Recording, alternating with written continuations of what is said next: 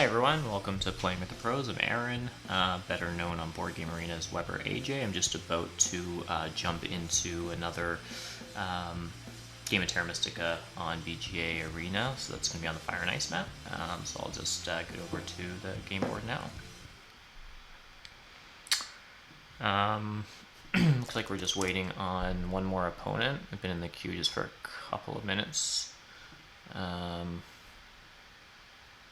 So I'm just going to take a look at some of the players that have already jumped into the table. Looks like we've got Renarius, newcomer 83. I'm not sure that I've played either of these people before. It's sometimes fun just to take a look to see if I've played them. Oh, I have played them twice, it looks like. Both in December before Christmas. I won once, he beat me in this game. Cool. Newcomer is new to Terra Mystica. That's the username, fair enough. It doesn't look like we've played together. Okay. Oh, and looks like we've got a match that quickly. And Demighty is our fourth player. Also don't recognize this person's username, but I'll double check just to see if I've played with them in the past.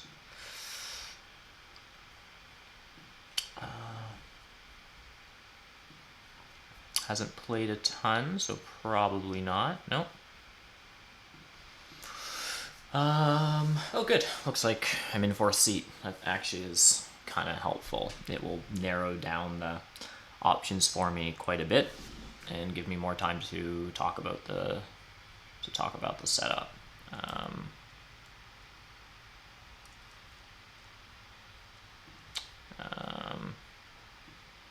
Just wondering if my browser should be resized somehow.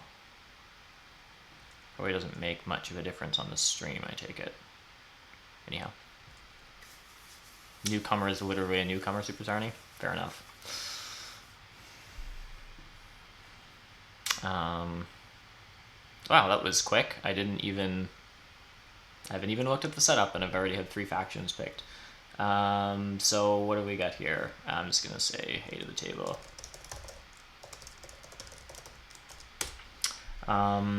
So got the pastels first. Looks like we have all points pastels in, which is really nice. Tons of coins. We've got 6, 2, and 2 for coins, and also coins coming in second round, which is actually pretty helpful.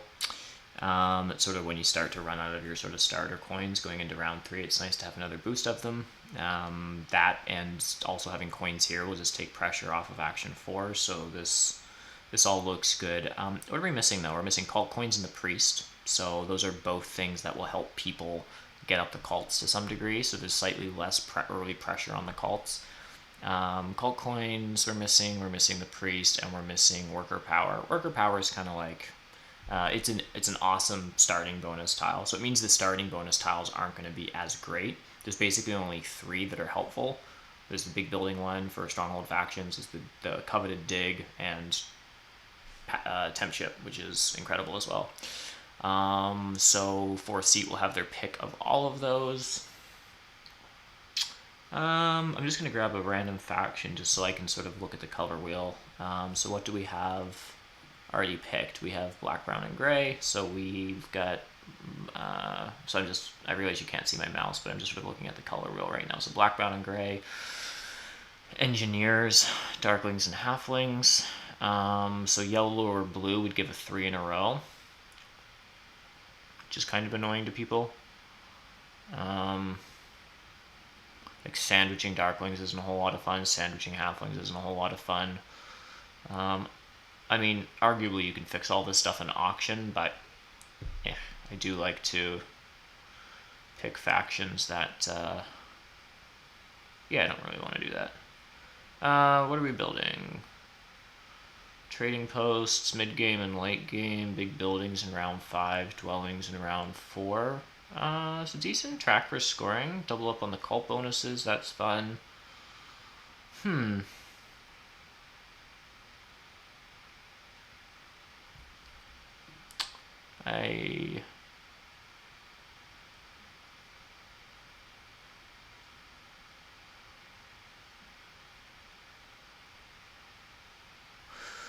I'm going to toss an Orin. Get what I'm going to do? Yeah. I'm going to toss an Orin.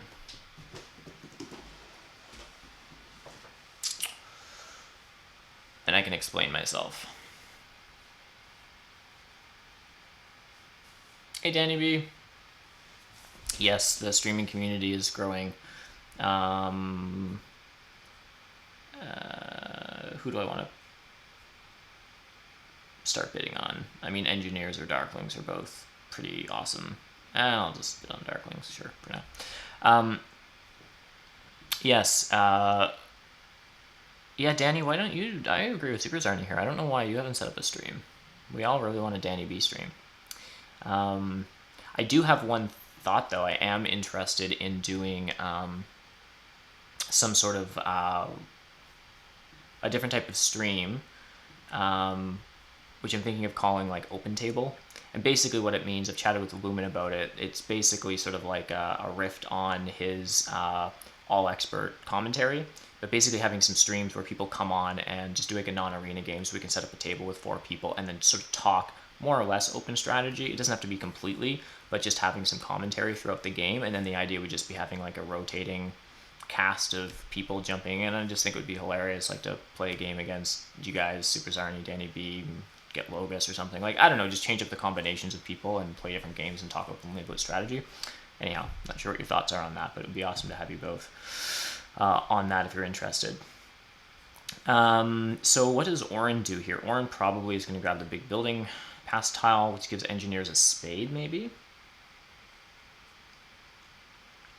Darklings with temp ship is actually kind of fun. You can start on d5. I think I'm going to continue to bid down Darklings. My reason for picking Orin is because I tend to like to get engineers. I do pretty good on this map on engineers, and I feel like people are a little bit more cautious about grabbing engineers on this map. People tend to think it's like it's a more difficult map than base map. Might be true. I've been having some good luck with them, and if I can get them at a good price, then all the better. Although people are bidding on them a little bit. What I've noticed is that anytime you toss a green faction in against engineers, people are terrified, rightfully so.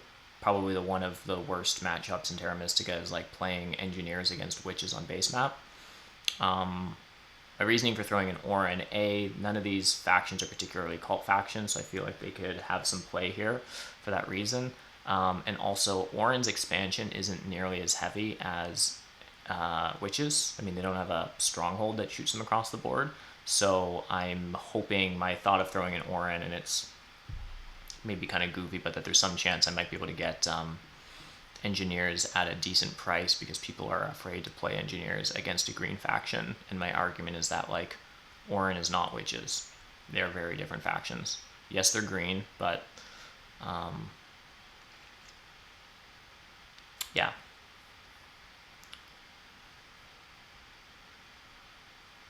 One way I've been playing engineers on this map that I actually find quite helpful against like green or even red factions is that there's actually, engineers get quite a bit of utility in double digging a single hex for 2.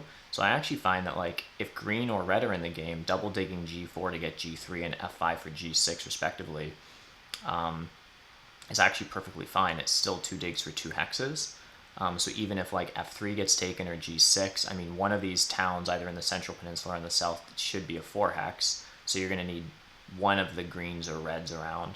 But I've actually found that mermaids are almost more annoying to deal with as engineers than green. Yeah. Do we keep bidding on Darklings here? Probably not. I mean, what do Darklings get? They get temp ship, they're in second seat, they start on E3, D5 here. Orin probably just does the double center, green starts, we have a neighbor E3, E4.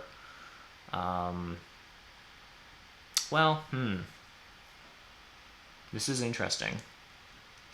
Because with Orin in the game, if you start on E3, it would be really nice to take D6 as a hex immediately. I think that's totally worth it here. Particularly if halflings don't start on C3. Getting this center town is really helpful. Although maybe that's not a play here because maybe halflings start c3 anyhow. If halflings don't start on c3, then it's worth digging d6. But then temp ship isn't really particularly exciting because the temp ship fun that you can have is starting on d5, digging b3 first turn, and actually getting out a couple of dwellings. But it does usually involve a worker action, and then you're leaving d6 up for grabs, which is your only hope in getting in starting on e3 and building up from there for leech, but also having it being part of a town. So I'm going to bid on engineers then.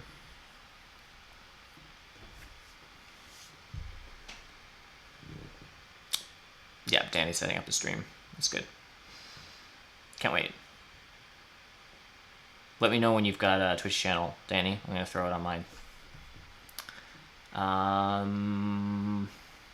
Part of my problem with Fire and Ice, I honestly don't know what to price these factions. Darklings are semi-sandwiched. You have two factions that are in a row, each sharing a color neighbor, but gray and brown are considerably less sandwiched than green and black because they're on the inside of this wheel. So black is fighting for its own territory for halflings. It's trying to grab up browns before halflings grabs them, and it also wants blues from Orin. So it's more or less like sandwiched, same as Orin, kind of gross. Engineers on the other side, no one really cares about the red hexes. They have some trouble securing their greens from Orin, or their grays from Orin. But the grays that are super important are like, you start on like e5, h5, you need to grab g8 and g3 before they do, and then the grays on the west are really helpful. I mean, that's your towns, basically. I'm not in love with Darklings in this setup, but I also don't want someone to... Yeah.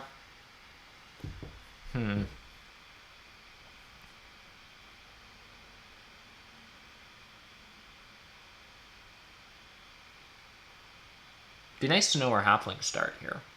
I actually don't have a lot of experience playing halflings in this setup. I don't really know how to like explosively grow a worker economy with halflings. I do as cultists. You pick them when there's fire or air workers in the first 2 rounds and you go nuts on the cults. That's how you get a worker economy with brown. But with halflings, when you actually have to build stuff,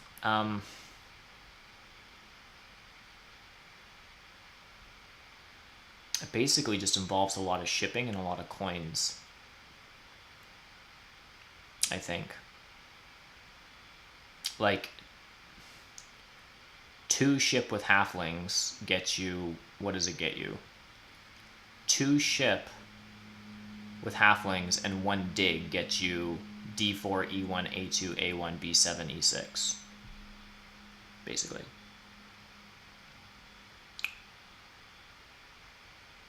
Which, assuming one of your dwellings becomes a temple, that's 7 of your 8 dwellings. That's basically what you need to do, I think, as halflings, is like get a temple for Earth 1 or 2, and then just like probably, yeah, whatever.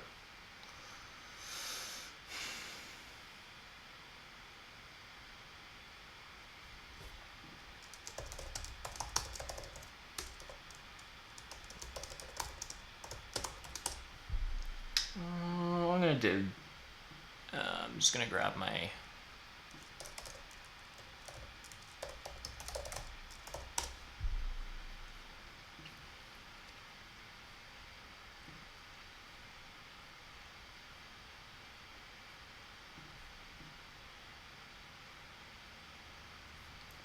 Pinecone, thanks for joining. You had a nice halflings game today, starting h4. h4. Oh yeah. Yeah, h4 is cool because it's just like it gives you easy stuff to dig on. Like you always have a place to throw spades. Like there's just like endless stuff. There's endless places to throw your spades. h3, g2, i4. It is really nice. And Darklings actually something was to be said for halflings there. I mean, Darklings. I don't know how other Darklings players play. I seem to be opening in the exact same way with Darklings and then coming kind of to regret it. but I haven't been placing in the south really as Darklings. Maybe that's wrong. It just feels really like you can get trapped super quick, especially with brown or yellow in the game. And usually as Darklings, you're going to have brown or yellow in the game.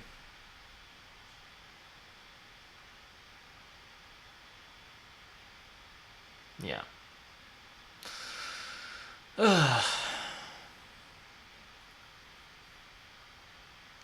How good of a track is this for NG? It's pretty good.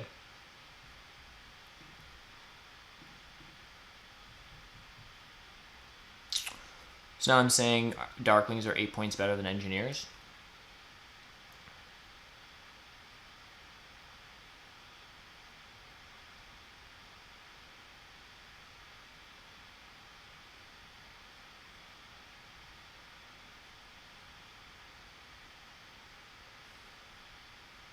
Do Engineers actually get the spade here? They don't necessarily. I actually don't know that I'd open Stronghold here if I was Orin. I think it's tempting for a lot of players, but I actually think with Orin, early Priest production is better to sort of have some play on the 3 spots and then get your Stronghold out later when all the 3 spots are taken and the cults start getting gobbled up, and then use your Stronghold to continue advancing on cults that other people are having a harder time to do so. That's so I might be tempted with Orin to like build it on round 5 or build it on round 3 with the big building bonus, where I'm actually going to be able to get 3 points for building the trading post. So we go trading post Stronghold or something like that. Yeah, something like that.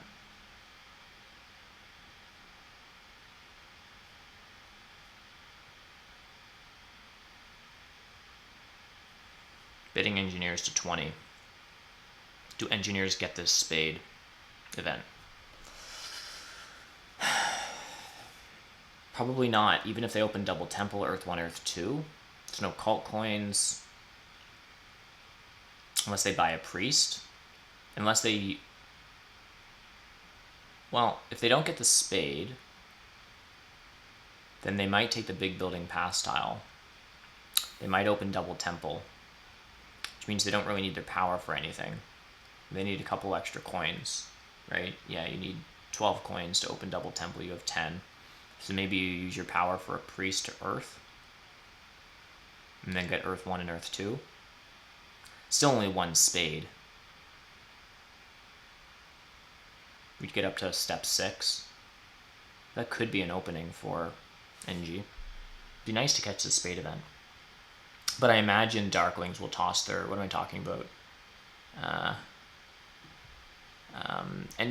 Darklings will probably throw their priests... Well, it's a good question. Darklings will really want to toss their priest to Earth here. It is really nice, but then that leaves their opening kind of... Alright, now I'm overbidding Engineers.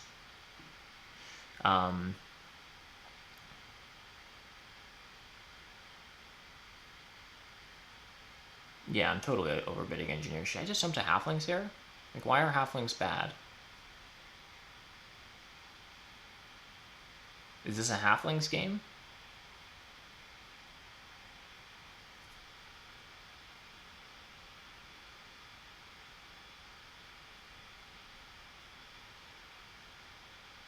I mean, it's not a Halflings game.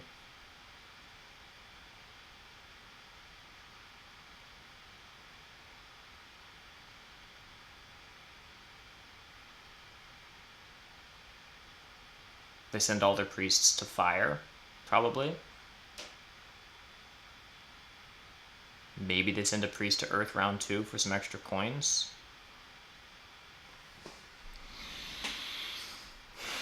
They start on H4. They give way too much leech to Engineers.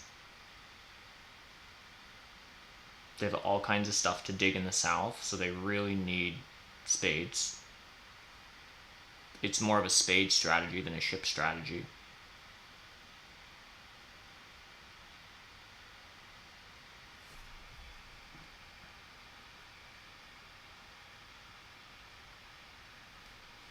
Pinecone, you're not convinced Brown should always start C3 in early shipping.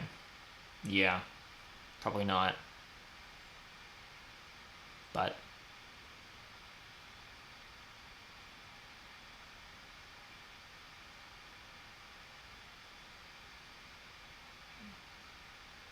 with Darklings in the game, it's not obvious you get d5. But then if you start h4 and d8, you connect through like a lot of shipping down like to e6, and then you start digging all this southern stuff like h8, i7, and you connect through to i6, and so you're digging them that way. You're sort of going like a C shape basically to the right side of the map, as opposed to coming out g2 and sort of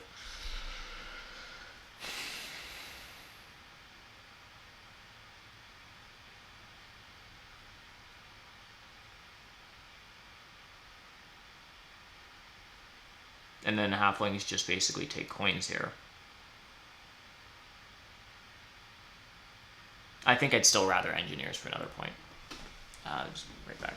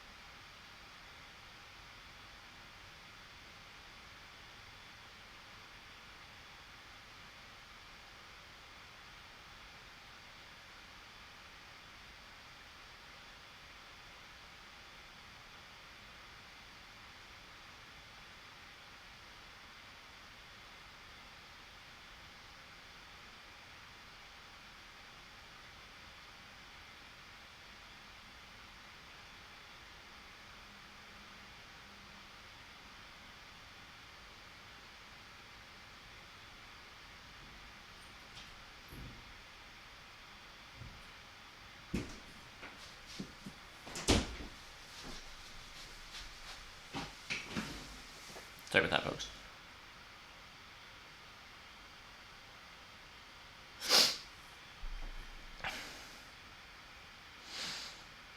So the question is, why are halflings 15 points worse than engineers? Are halflings worse than Orin? How do you even play halflings on this map?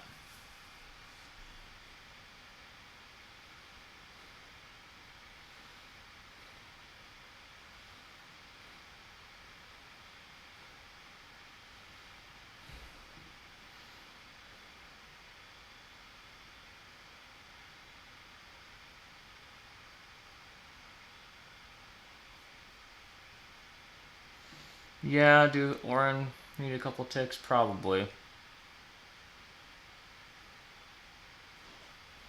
Alright. I'm convinced.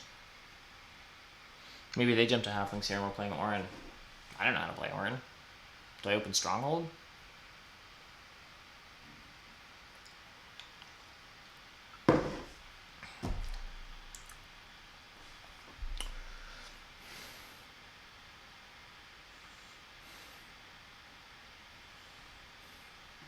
One more tick on Orin and then maybe back to engineers for a point and then jump over to halflings. Yeah, I don't know. I like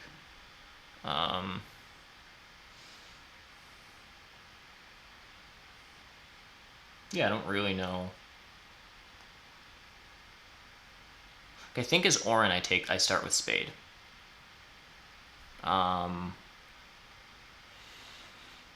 If Orin starts e4 and Engi's on e5, then Orin are forced to take temp ship. Is that true? Why? To get to g6 and stuff? I mean, Engis will start on e5, I assume. And cut them off from d9.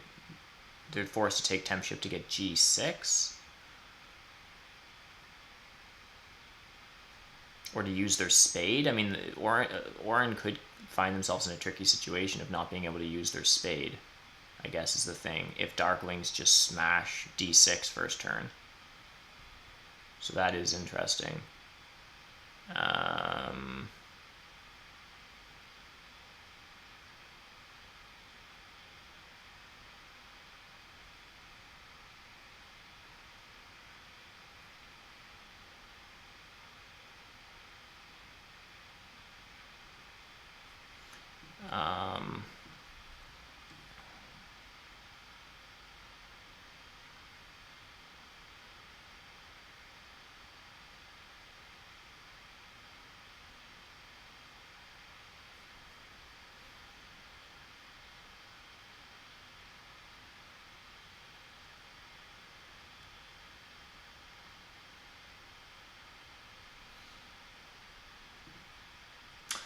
All right.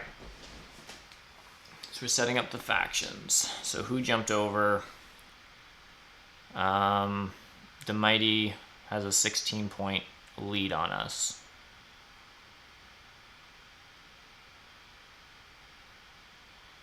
We'll see how this goes with Halflings. I think probably Halflings came in at a pretty good price. I think... Yeah, I don't know. Maybe Darklings are over a bit here too. I mean, Darklings aren't like always as amazing as people think they are. I mean, they have free digs and they'll probably get 20 points from digging. I mean, it's not nothing.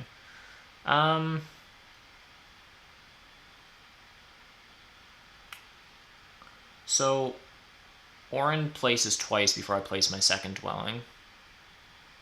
So I think I place on... Yeah, I think I still just place on e5. Is there a reason why I'd want to not? Does this actually...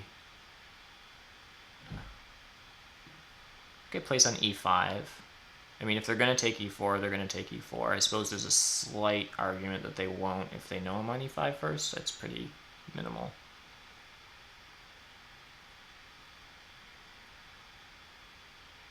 f3.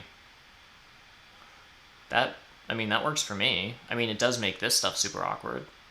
f3's, yeah. It means that I need to build a center town probably... Well, I have options here. I mean, I take e4, and then my center town needs to... There's no point double digging g4 unless I can get g3, which Orin will probably take. It makes my expansion to the west real awkward, which is actually quite annoying. I don't know how good it is for Orin, because I still am going to start on h5 here and hope to get an h4 halflings.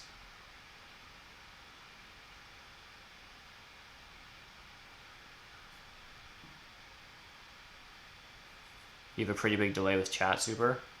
Is that just because it takes me forever to respond to people's comments? Yeah, I just go h5 here and we'll see what's up. I just wanted to take the Mighty. Right, so they're the ones in seat with halflings. Sometimes it's just helpful to know what elo I'm playing against with different people. So Renarius is the strongest of these players. I mean, at least according to their elo, which is never like a perfect system. Because elo isn't itself perfect, but also some players you'll notice with like have only played 20 games on the site, but they'll have like a pretty like an elo of 300 or something. And oftentimes what that means is like they've have quite a bit of experience outside of BGA and just like coming over from either tabletop or Snellman. So you don't always have a clear picture of how good people are unless they have like a ton of games behind them. But anyhow, it'd be interesting to see where Darklings plays here.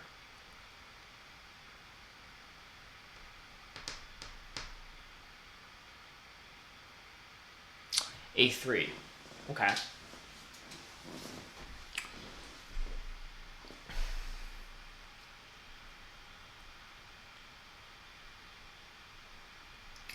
I actually don't hate that. I mean, D5 isn't under threat. Well, no, I guess it is from halflings if they choose to go C3. But wait, do Darklings not have a neighbor here? Because it's just halflings gonna place.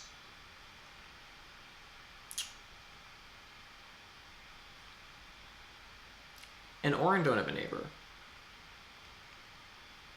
Way to state the obvious, eh, Weber?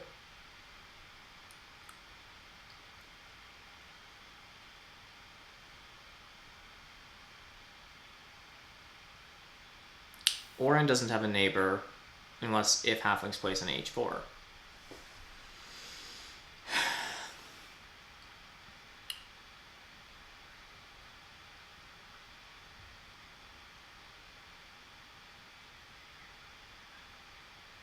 This is kind of wonky.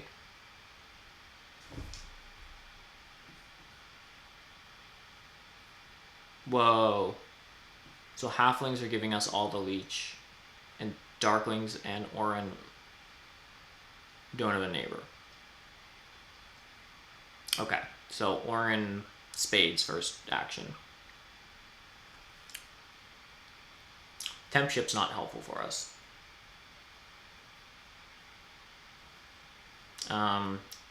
Darklings don't really have a ton of utility with temp ship either because, well, unless they take the worker action, they might be able to get a temple and 2 dwelling zone.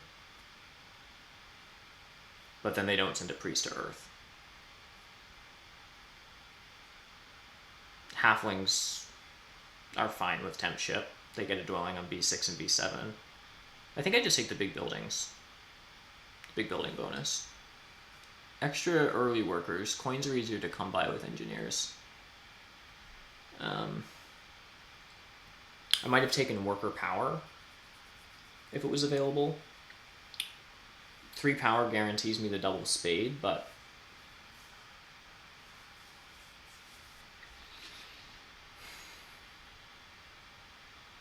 which actually I could have probably taken temp ship or something just to get the double spade because Orin has to first action dig anyhow. So I still wouldn't lose out on Earth 1.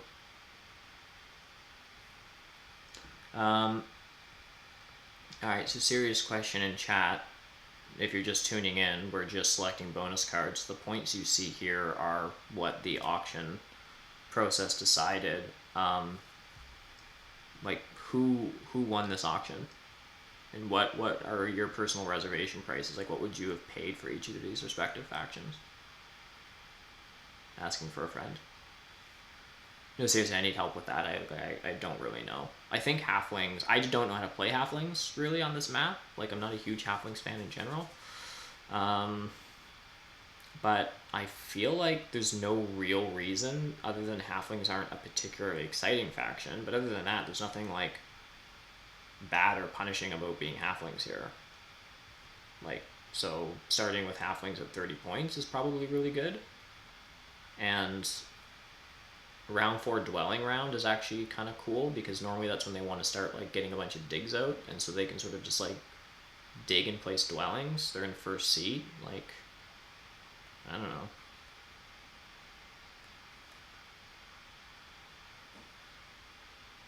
Now so that's my first question is like what would you have paid for these factions? Second question is where are Orin gonna dig? Are they gonna dig on G4?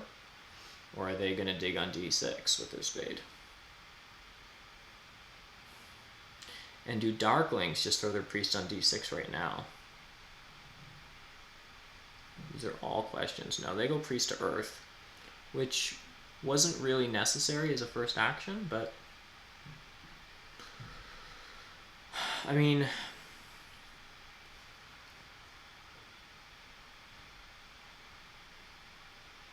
so what I want is leech.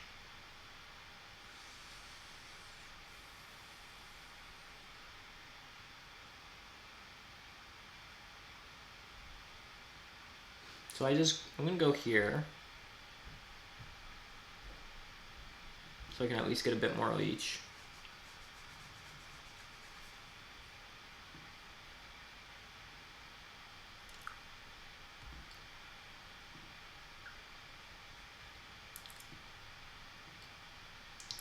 Orin digs d6.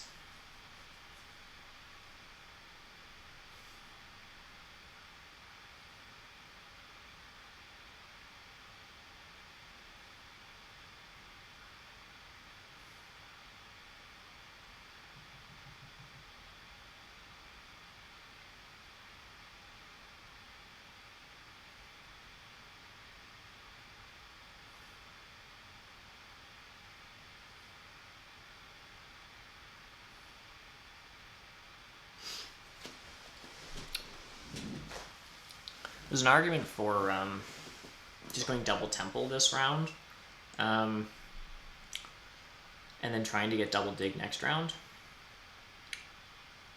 because it's worth points. Although if the spades come back to us this round,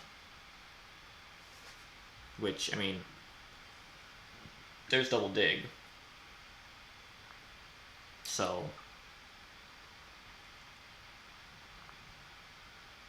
and if I don't take it, halflings do.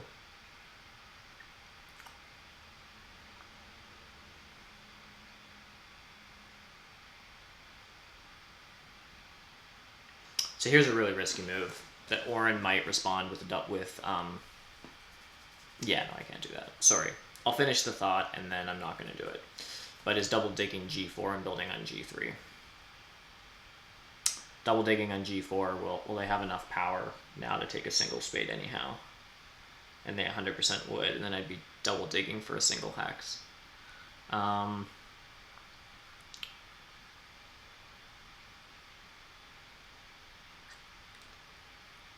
Yeah. So I just double dig e4, g5. I build a dwelling on e4 so I can get extra leech from Darklings. I don't think I want to decline build to try to save 2 extra points. I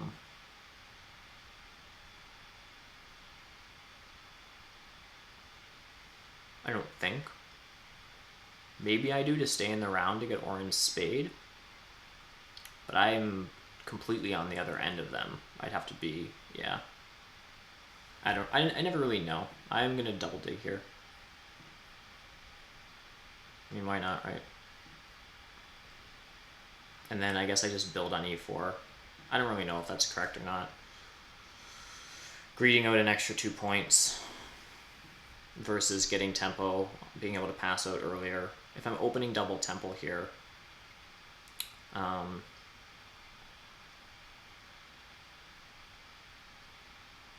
course, I don't actually have enough coins to open double temple.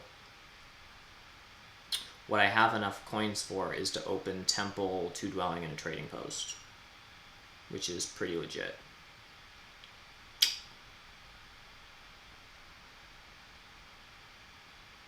Halflings took the priest. It's reasonable. Halflings have taken Earth 1, Darklings have taken Earth 1. Now I'll grab Earth 1.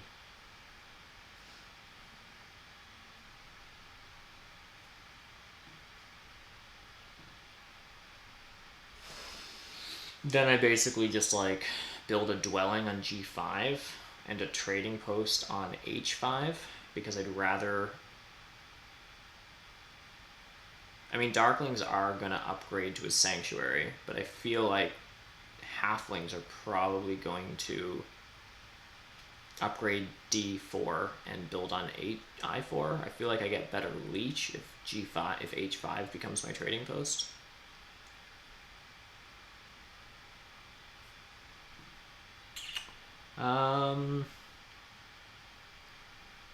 Just getting back to chat here.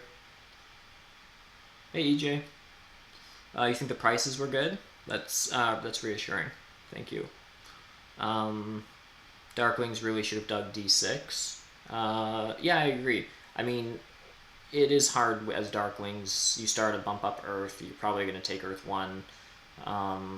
You know, to not toss a priest to Earth, it's worth a spade and 3 coins and 3 power and get you to step 5. I agree.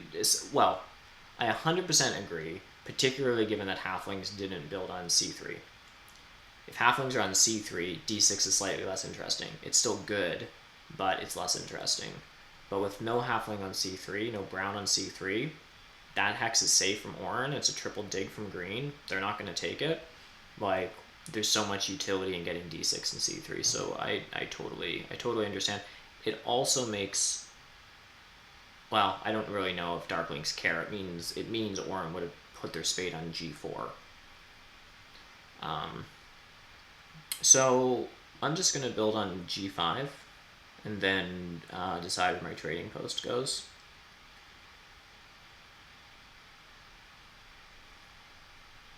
The reason a trading post is really good here is, and this is stuff with engineers to just like constantly be monitoring, but engineers, for those who are newer, have a really funky, the worker production isn't that great on their dwellings, and the third and fifth dwelling don't give them anything. So, and Zorus, who's a great streamer, has really good videos on this I'd recommend, but trading posts are probably their strongest building in terms of ROI, which is really unusual because a lot of factions, they're, economically speaking, the trading posts suck, and I won't go off into a huge tangent, but trading posts are good for engineers. Also, you really want to only have 2 dwellings on the board, or 5. Right now, which one did I build last? This dwelling right here doesn't give me any extra workers. So by building a trading post, I actually don't lose any worker income, and I gain 2 coins and a power back. So I'm gaining the coins. I only have 2 coins left. If I spend those right now on a trading post, I get those coins back next turn. So always trying to like manage that properly is like really important for engineers. There's really no chance I pass early here. I just need to set myself up in the way I want to. I'm going to build a trading post. I'm pretty sure on H5. It actually means that my second temple is there, so it gives me a little bit of extra utility as well. I mean, I'll probably have 3 temples in this game, but in case I don't, Darklings got the coins. That's pretty nice for them. In case I don't end up with 3 temples,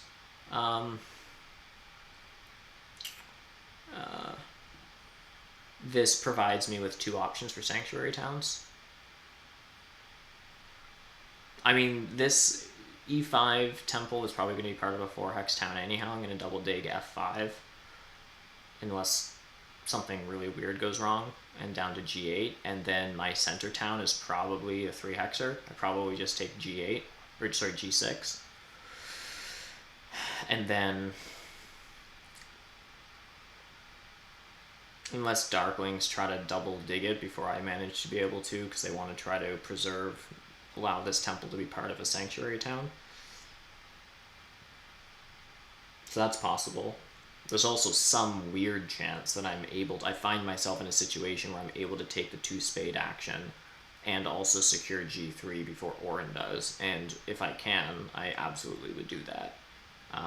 Getting on G3 is really helpful for later game, just because I find, and maybe this will be a little bit different, there's no red faction in the game, so maybe my sort of 3rd town placement, maybe the game works out for 3 towns, maybe it doesn't, but is sort of this G8 F6 area with a bridge. The reason that's awkward is because I was saying G8 F6 with a bridge, and you take the reds next to it. That's definitely like a 3rd town possibility. The reason that's awkward for me is because I'm probably going to want F5 and G8 to be part of my E5 temple town. So it's not that great. I mean, there is a world where I could bridge over to D9 and then bridge over again. Now I have 2 different bridge towns, and it's kind of gross. I'd have to get a stronghold out to make the bridges worth points, and I'm not sure I'm in love with that.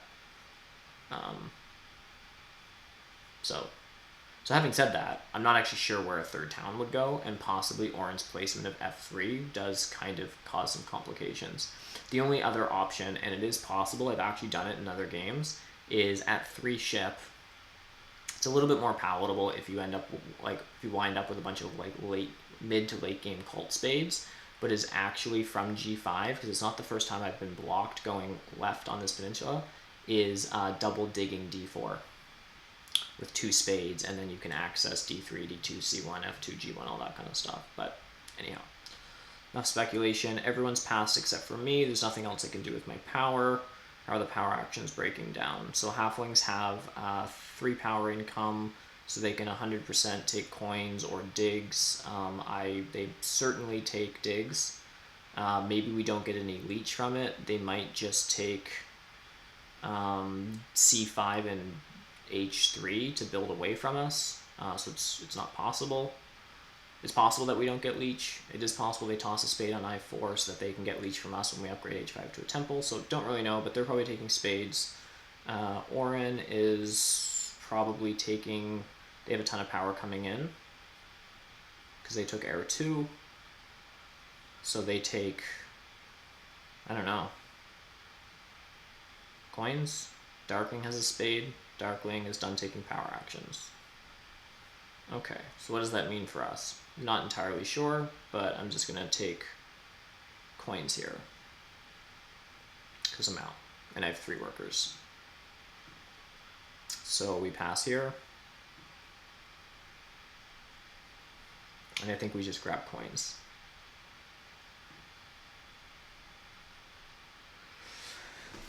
Right, and Darklings have a cult spade, so probably just B3. They don't have any ship, right? I mean, ship doesn't do anything for them. Oh.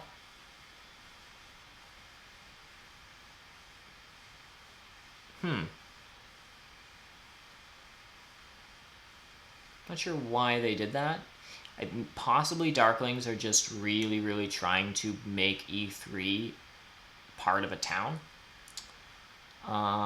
Yellow makes that hex incredibly uninteresting to me and Orin. It's now 3 digs for Orin and 2 for me. So I guess they get a bridge town to D5 with a sanctuary on E3. It seems very expensive to me, but they don't really have the digs now to say, well, I guess if they really wanted to, they could... Oh, look, they are building on I4. Fair enough. That's nice. I guess Darklings actually do have a priest and the spade action, so they can actually dig. It's going to take them... Oh, no, they can do it all in the same turn. They can double dig with a priest and a spade action at the same time, and dig and build on E2, and then they don't get...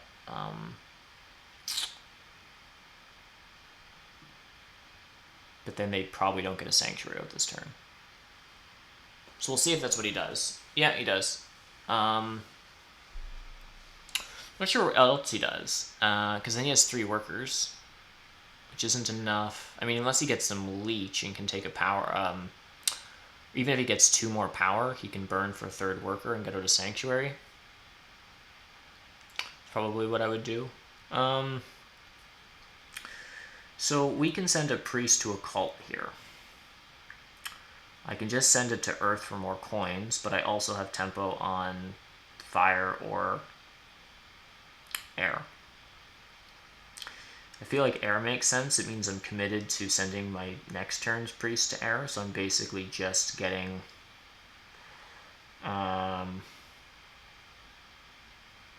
yeah, so both priests are going there, and I lose on fire, so it's basically 2 priests for 3 power and a spade. And then I also need to upgrade shipping next turn, unless I use my spade on G6, and just hope Orin doesn't upgrade ship twice and build on it. That's probably reasonable. They don't have priest production. Air spade on G6.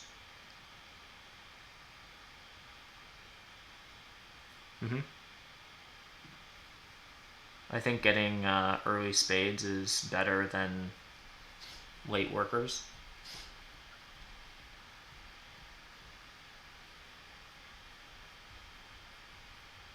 More leech coming in. This is super helpful.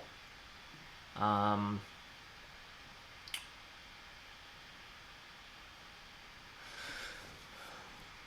wow.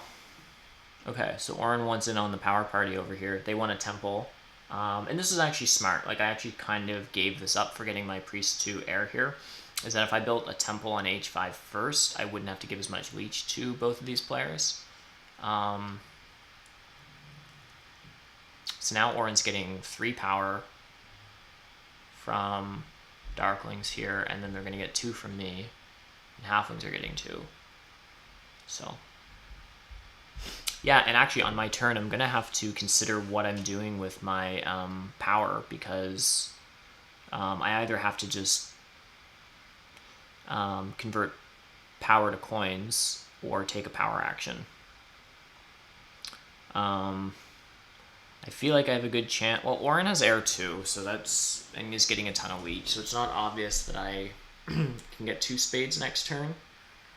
And with temp ship in the game, I do have to watch about, like, keep my eye on G6 for sure. But I think what I'd love is if I could next turn double dig, get 2 spade action, and double dig F5. Would be good. And then my air spade goes on G6, and those are sort of my 2 towns carved out, and then expand somewhere. I don't know. So the question is, what do I do with my power? Probably Orin. Orin's not doing anything else though. Unless they take a worker action to get a temple out this turn. That doesn't seem right.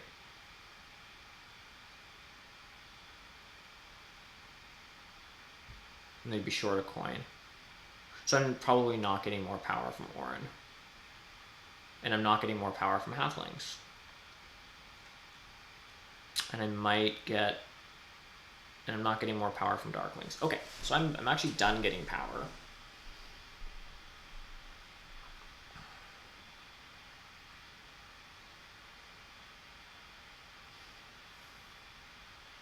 I'm taking Earth 2 here, which means I get a power going up. And I'm going to have 3 coins coming in. Next turn, so I'll have 3 coins and 6 power.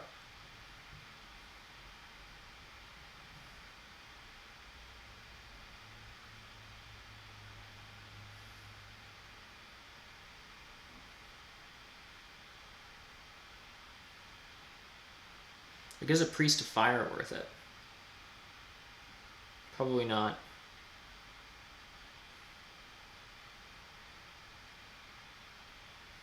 What do I want to do next turn? Let's say I get double spade. Next turn is actually when I'd like to build a 3rd temple for water 1, and then build a trading post on G5 and E4, F5 and G8 become my 2 dwellings again. So I need 1, 2, 3, 4, 5 workers. Oh no, trading post, temple, trading post. 1, 2, 3, 4, 5. I need 5 workers. She'll be short a worker.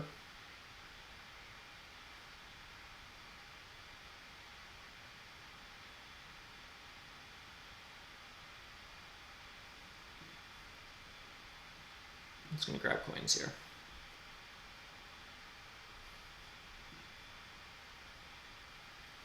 That may have been incorrect.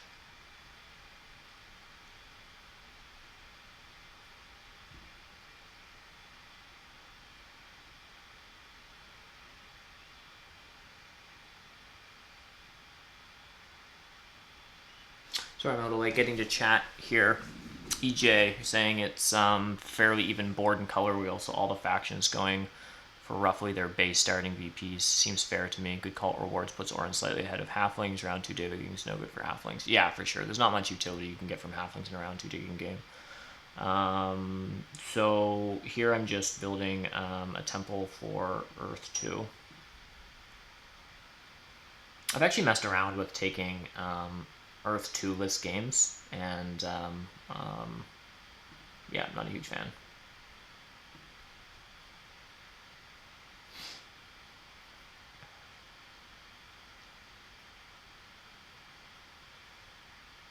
So what's kind of awkward here is that I have more workers, like I have more econ than I can really put to use. Like I just don't want to build more trading posts this round at, like, basically I'd be losing 3 points to convert a worker to 2 coins in a power, which is bad after taking a 7 coin action, so that's not really very great. I have 6 power income, which means I'm short of taking 2 spades. However, if I just pass now, I get a spade. So I think what I do now is I just pass for a spade. Yeah, I pass for a spade. I dig G6. G5 becomes another temple probably. So I'm going 1, 2, 3, 4. Yeah, it's a little awkward, isn't it?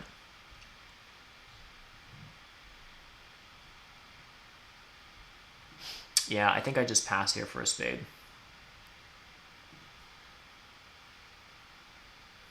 I mean, there's an argument to be made that I pass for this and I convert a coin down just so I can secure double dig, but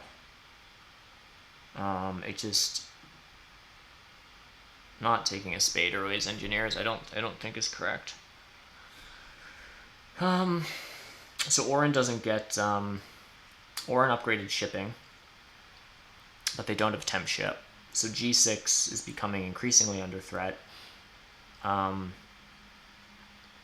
But it's they're only at 1 ship, so I'll get a bit of a heads up. So if they decide to upgrade ship again next turn, then I just have to put my spade onto G6 right away.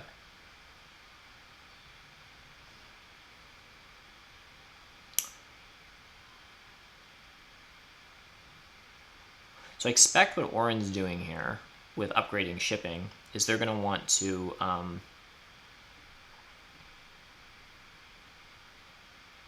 take double dig on like G3 and A5.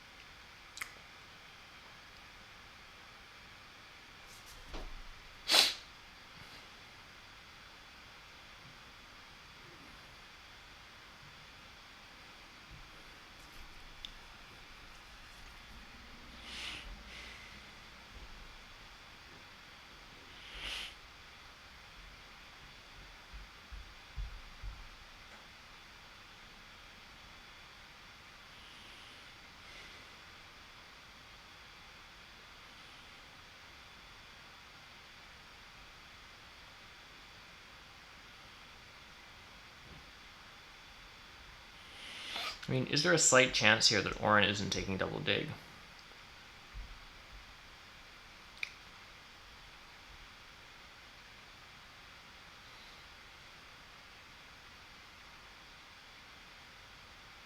Probably not a great one. So I think I'm converting power to a coin. And I'm sending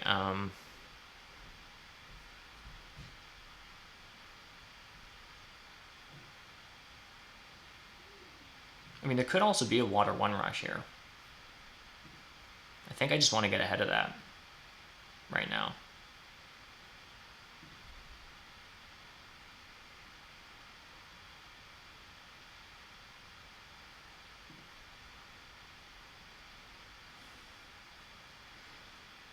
And if Oren really wants water 1, they pretty much have to take it now.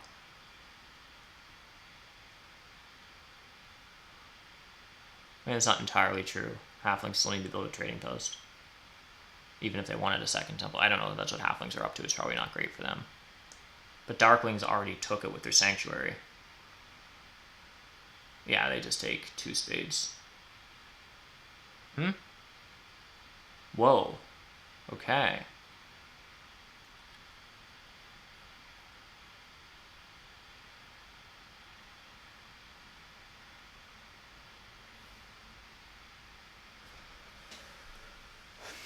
They took the single spade action.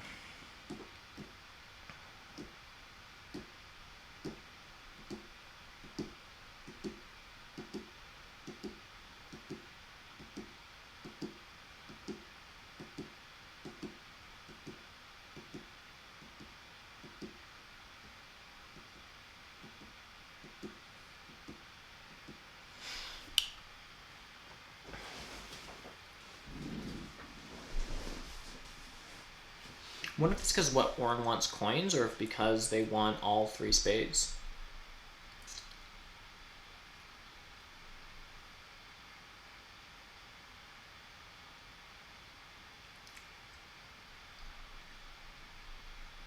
It might be because they're trying to double dig H3 from halflings. And they wanted to take, the only way to do that is to take a single spade and a double spade.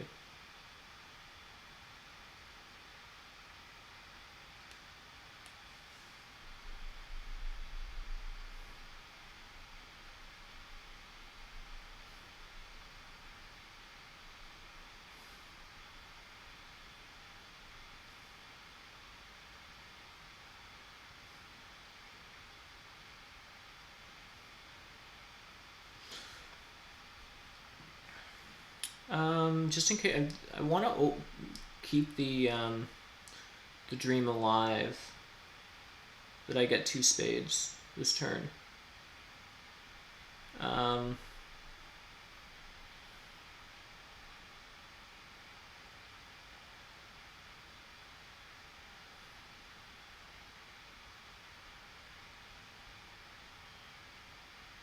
might not be correct.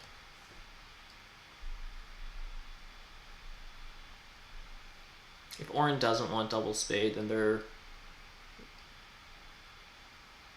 Orin wanted workers. See, I think halfling are apt to use this as an opportunity to build a trading post when they know I can't get as much leech.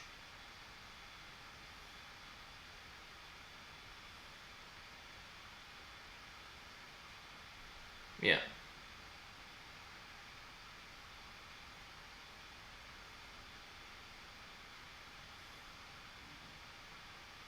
So my single spade goes on G6. I have 3 spades this turn. D7 is actually kind of interesting. It's just sitting there for me. It's just, in a funny way, I don't really need it, because it's still only 3 hexes and I'd need 4 in the south. Which the only way I could do this double digging H6, so like I need to double dig F5. Orange still only have 1 ship, right? Yeah, so I'm gonna just take double dig while it's here. The funny question is where does our cult spade go? And it probably just goes on G5, G7, so it doesn't have as much utility anymore. But it's a 5x town. I mean, how bad can that be?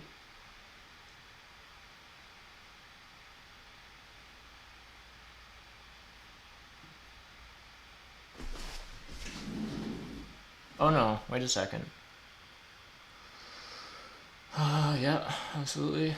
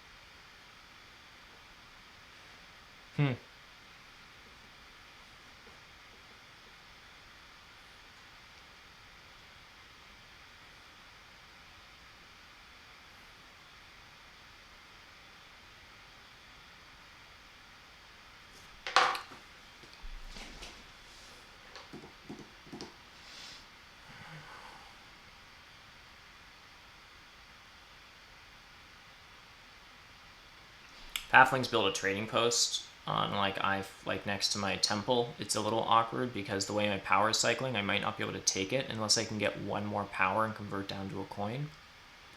I'm just thinking about that in advance. Oh no, he just passes. Fair enough. So it's just witches that are still in the round. They're not doing a whole ton. I mean, I think I just... I'm just going to grab And Orin went water too. Yeah, I'm just gonna grab a temple for water 1.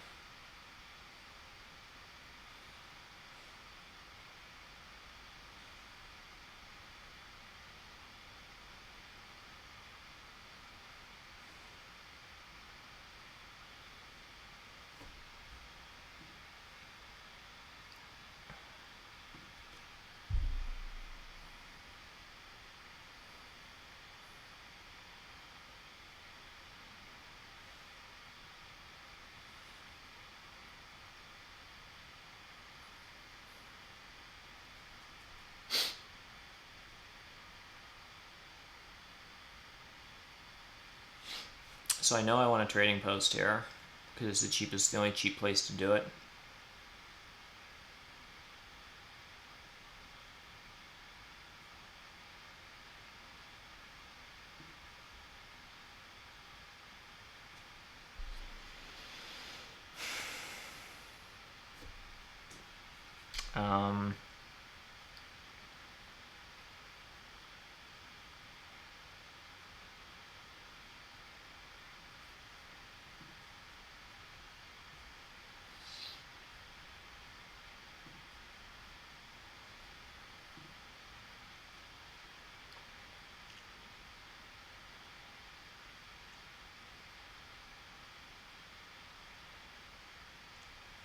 Sorry, I'm just a little late getting to chat as always. Hey, Ghostly, thanks for tuning in.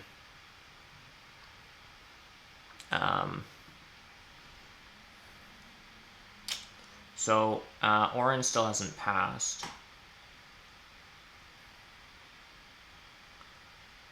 They used their stronghold action. Oh, and they also have water too. That's why they're able to stay in the round super long. So I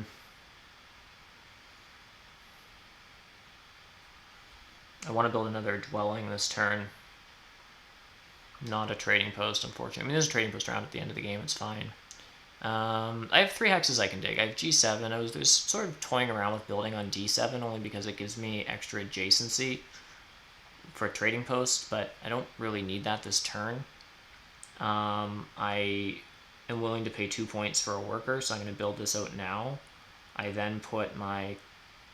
And then I have a spade, a pocket spade right now, which, oddly enough, because I got double dig, I'm actually not using. I also have a cult spade. So, too many spades for engineers is a really nice problem. G6 is where one of them's going. I expect I just...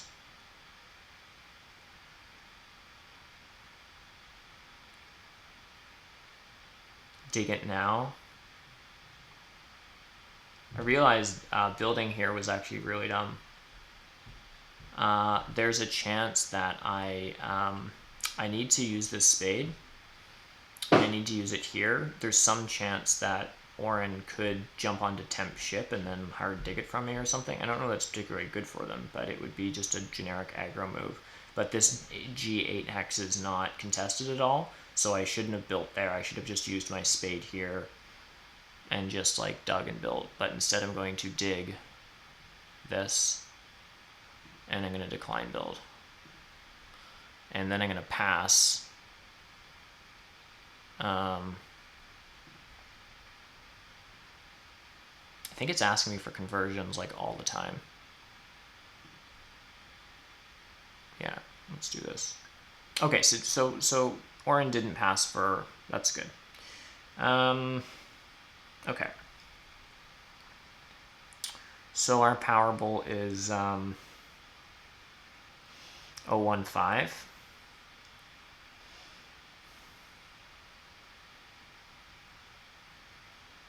Darklings don't have much worker production. I would normally say that they just take coins, but they actually have coins and no workers because they've built a lot taller in this game. So I'm not entirely sure what they do. Goodness knows. They might take workers. They might take a bridge. They might take coins. Halflings probably takes coins if it comes to them. Orin has lots of power for pretty much anything they want to double dig if they want. So we'll have some power, but not enough to 2-spade. And what do we want to do next turn? Basically get out a bunch of dwellings. So we have a cult spade coming in. We do have a cult spade coming in, so that's G7 and G6 I can build dwellings on. After that, I would need to upgrade shipping. I would need to take a bridge, something like that. I probably just pass here for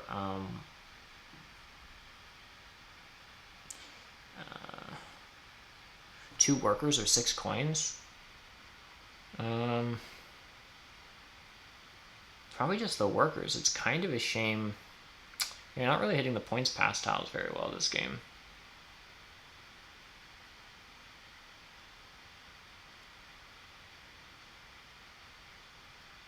Oh, I can take a ship town next turn. I'm going to found a town. I'm going to dig G7. I just don't want to dig D7 because it's just like I don't get any power from it, and then it just gives a bunch of leech to people. It just doesn't seem right. It also seems weird leaving it there.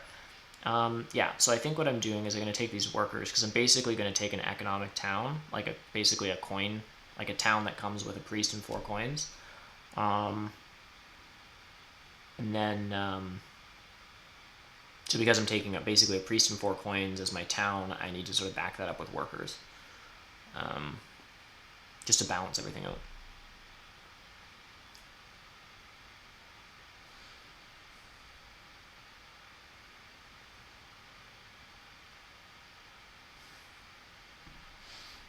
Yeah, I think I'll do this.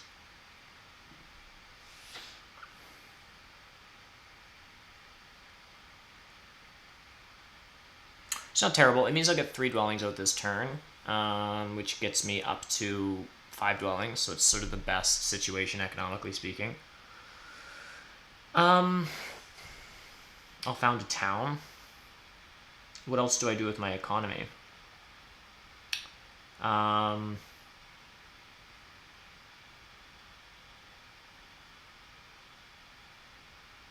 It's awkward because I have the big building pass tile, but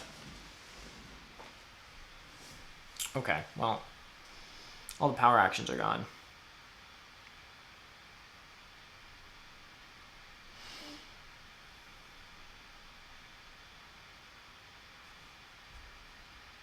Orange still only have 1 ship.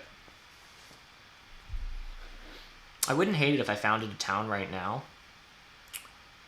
Could only take 1 more power. Someone got clever about that and gave me some leech that I couldn't take all of. Well, is anyone going to do that though? No one's going to build a trading post next to me. I do have 2 priests. What am I talking about?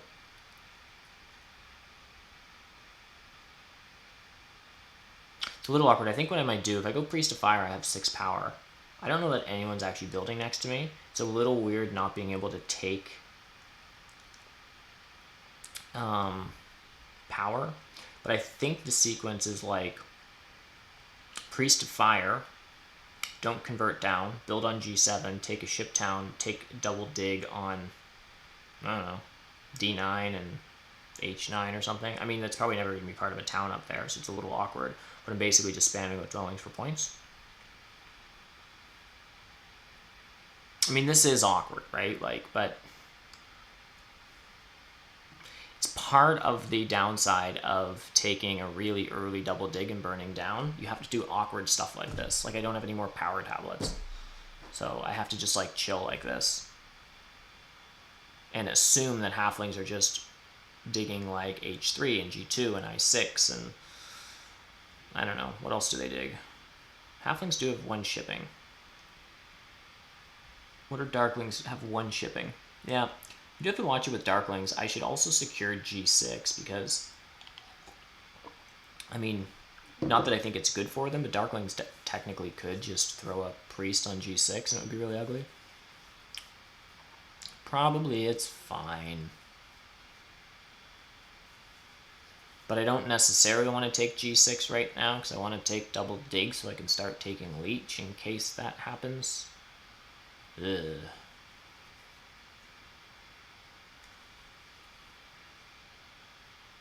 Our cult situation's not terrible. I might get a second in there. I'll send another priest to fire. What happened? 2 spaces on the Cult of Water track. Orin is just collecting power for double dig or something. So let's just get ahead of them.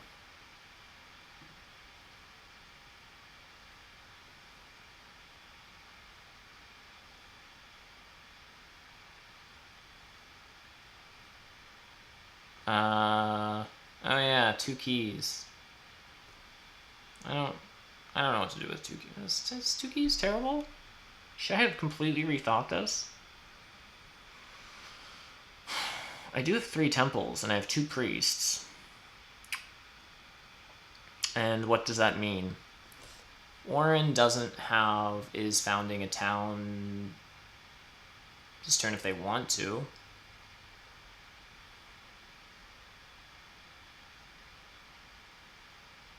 What does that mean? I send a priest to air, and then another priest to air this turn to take air, and then I try to fight Darklings for...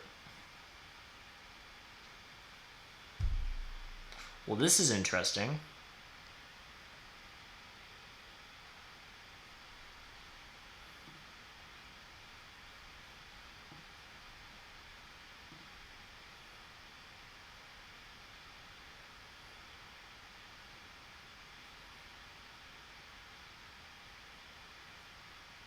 I get 7 power from it.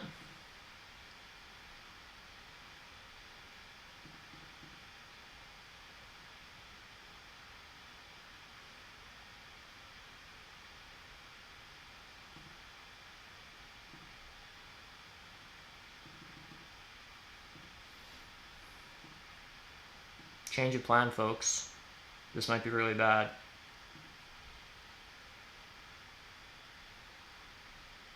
I like never take 2 keys. I mean, unless I'm cultists. But came with a bunch of power. It annoys Orin. There's no other cult factions in the game. Halflings haven't even put a single priest to a cult.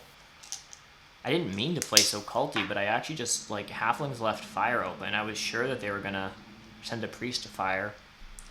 I don't know, like, maybe this isn't terrible. It's probably pretty bad. Alright, someone in chat say something. Oh, maybe correct to go for 2 keys while cult's so open, I think. Thanks, EJ. I'm unsure. It feels real goofy. What am I getting out of it? I'm getting an extra worker. I'm getting not an extra priest. Because, heck, I'm going to be overproducing those pretty soon. And am I even sending a priest to water this turn? So it's not an economic move. It's just, you know. So no one has any power left. So I can still upgrade ship manually and also take 2 digs if I leech anything.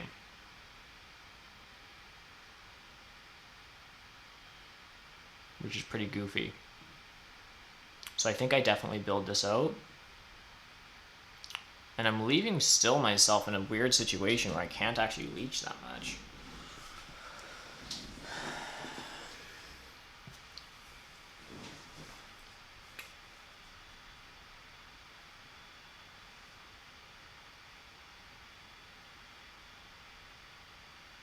Just turning down the heat slightly, it's boiling here.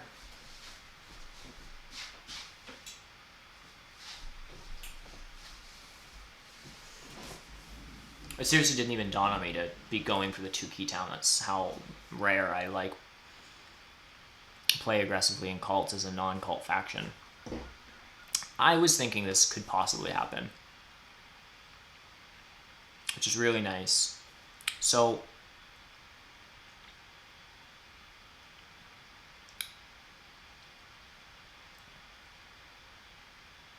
yeah, I mean, this is good for halflings too, for sure. So I think what I do here is I don't convert power down to a coin. Again, just to increase the goofiness. I upgrade ship once. Halflings build next to me on H8, and I can't take the leech. Of course, I do convert power to a coin, and this and they don't build next to me, then I'm kind of screwed. So I just upgrade ship here, and then when 2 digs comes back to me, I dig and build on a bunch of hexes that'll never be part of a town, like H9 and D9, and then I build on F6, and I have the resources. I get 3 more dwellings out this turn, which is an awkward number, but I need points, right? And this is the only dwelling round.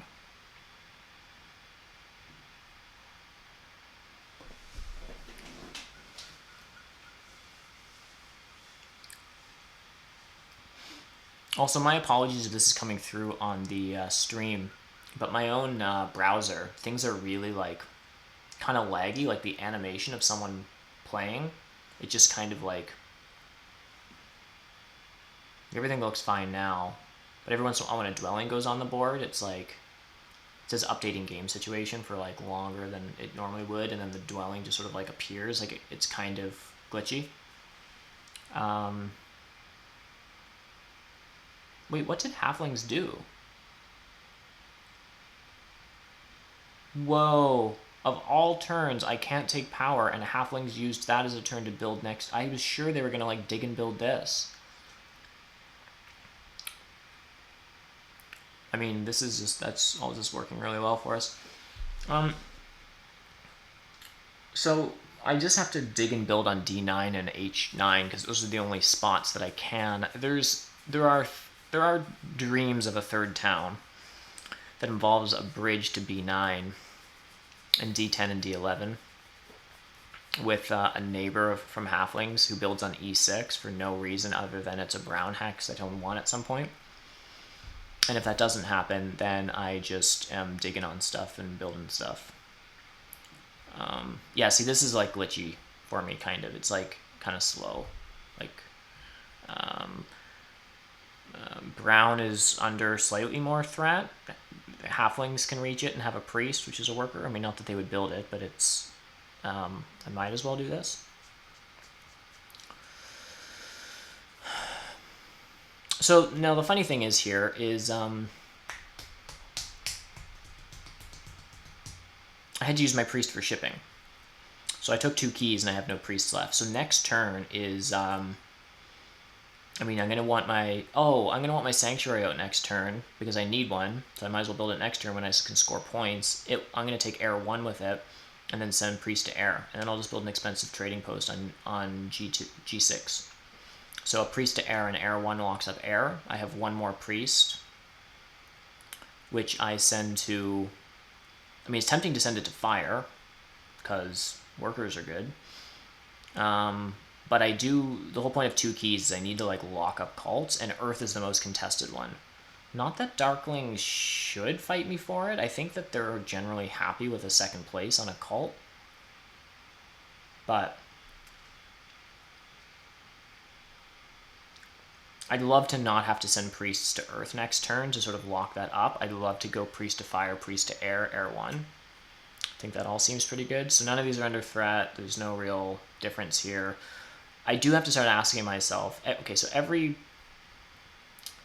this next dwelling that I place gives me no extra economy. I'm going to want it built at some point this game. So really all I'm doing is scoring 2 extra points this turn I wouldn't otherwise get. So I don't have to build all of these dwellings. If a pass tile comes up, that's better. But, and our halfling's going to want to pass on the shipping pass tile. It's kind of awkward because I need my priest for cults now. So even if I do land on that pass tile, I'm not really upgrading shipping a ton. And I don't really want to build all my trading posts out next turn because trading post round is the last round. So, So am I in a situation where I, once again, am not really scoring any points off the pass? This could be the death of us. 100%.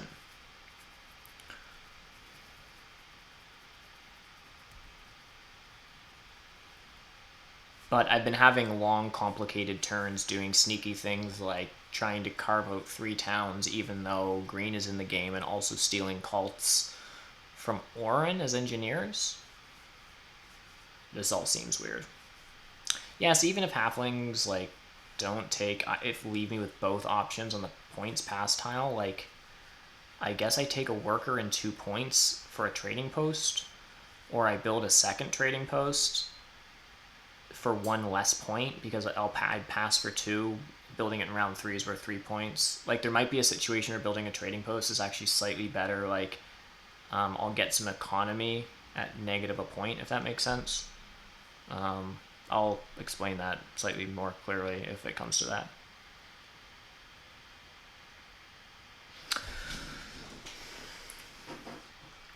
This game's a little goofy. Hitting the track okay. Yeah, so he took the spade. That's interesting.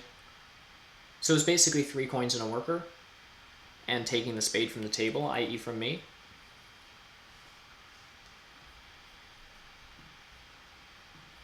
So I guess I just build all this stuff out.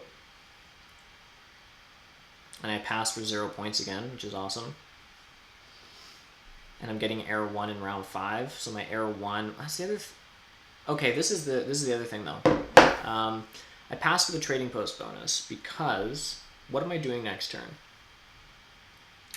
Building a sanctuary for error 1. And then I could, let's just say I pass, I get 2 points off this pass tile. If I build another trading post, I would get 2 additional points on the pass tile, but I'd lose 3 points in round 6. So it's essentially building a trading post is negative 1 point. However, if I have error 1 scores points when you pass for trading posts. You get 2 points for a single one, and you get 3 points for having 2 or 3. So building 1 trading post next turn will score 1 additional error 1 point, 2 points on this pass tile, minus 3 here, which means it's a wash. So I can actually still build 2 trading posts next turn, which will be better for me economically, because I'm actually kind of worker heavy here, a little bit. Anyhow, so all that to say, I'm passing here, I'm taking the trading post bonus, I'm building a sanctuary for error 1, I'm building a trading post probably on G8 to found another town. I'm stealing air, sending priest to fire, and then passing for something. And then getting 3 more digs this game, not from cults, and a bridge to found another town with no neighbors.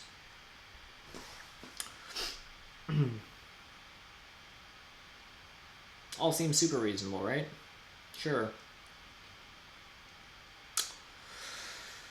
I'm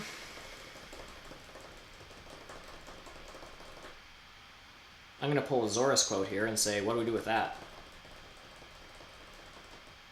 I think that's what Zorus says every single time before he then immediately takes the leech, because... yeah. What am I using this for this turn? I don't know. I haven't mathed it out. Is that the extra leech that we need to get a stronghold out as well and build a bridge somewhere? Like...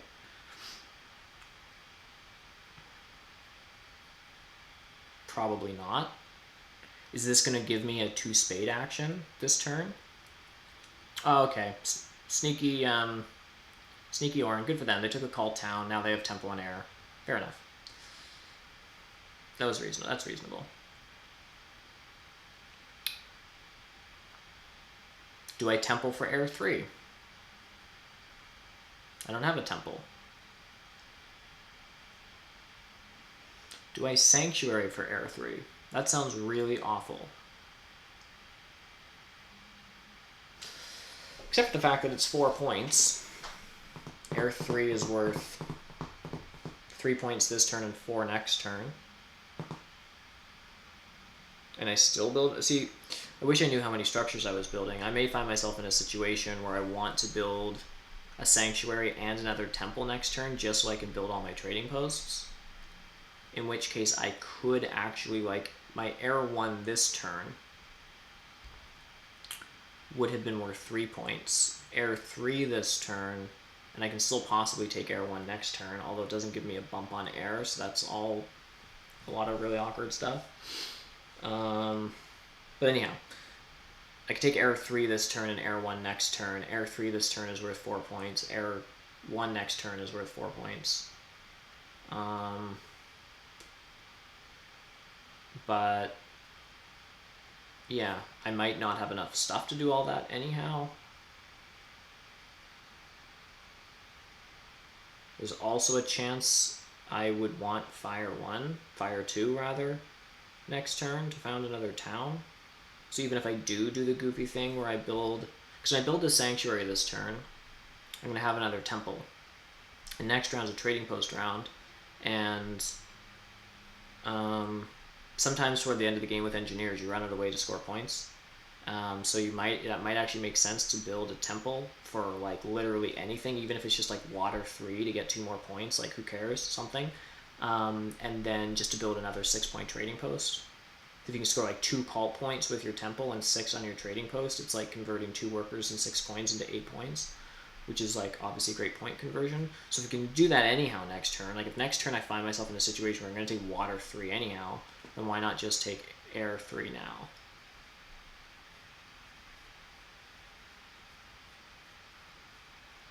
Yeah, and Darklings did send another priest to Earth. Not that that's good for them.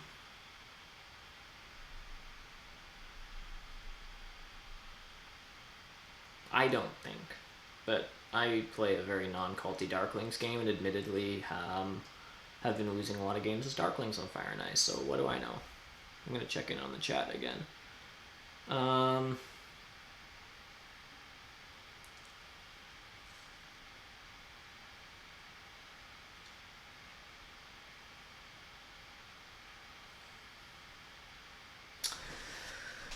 Or SA next round. Grenbow Stretch, am I getting that username correct? Is saying in chat, SA next round and pass for the big building pass tile, and then coin power action round 6. So passing early allows me to get action 4. And build SH 4 TPs and as many bridges as possible in round 6. Right. Bridge scoring is maybe. Sorry, bridge scoring is maybe viable, especially with worker income from fire. Yeah, good point. That way I at least guarantee 1 more coin power action in a pass tile. Yep, these are all excellent points. You're right about my fire workers. I'm now sitting at 15. My current economy, meaning like the stuff I currently have plus what I'm getting next turn, I effectively, if I was just like pass now, I have 15 workers and 8 coins. I'm very worker heavy. So you all make very good points. So someone gave me Leech. I'm going for a 3rd town next turn. I'd need to use all of my power. Probably. Where would I take a coin's power action right now?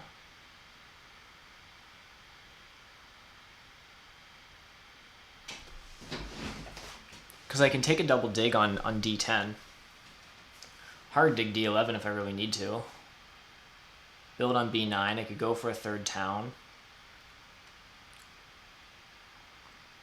But if I build a sanctuary this turn, I'd need a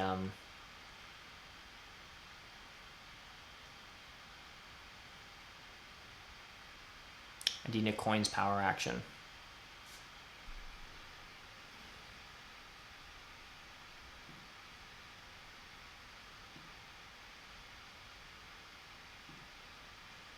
I think I'm just going to build a sanctuary here.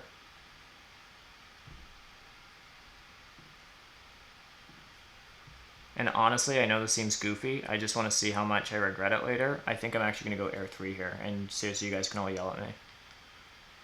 I'm trying to play in ways that I don't normally play. I normally never do this because I think it's bad. But I've taken 2 keys, so I need to like do some cult stuff.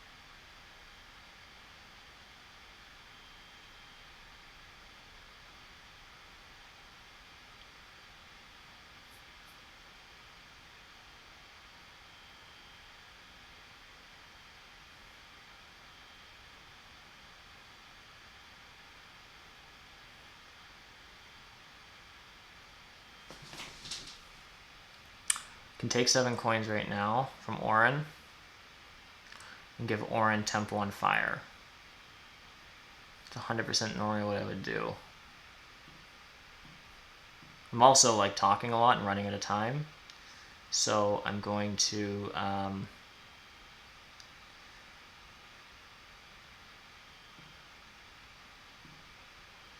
going to do this.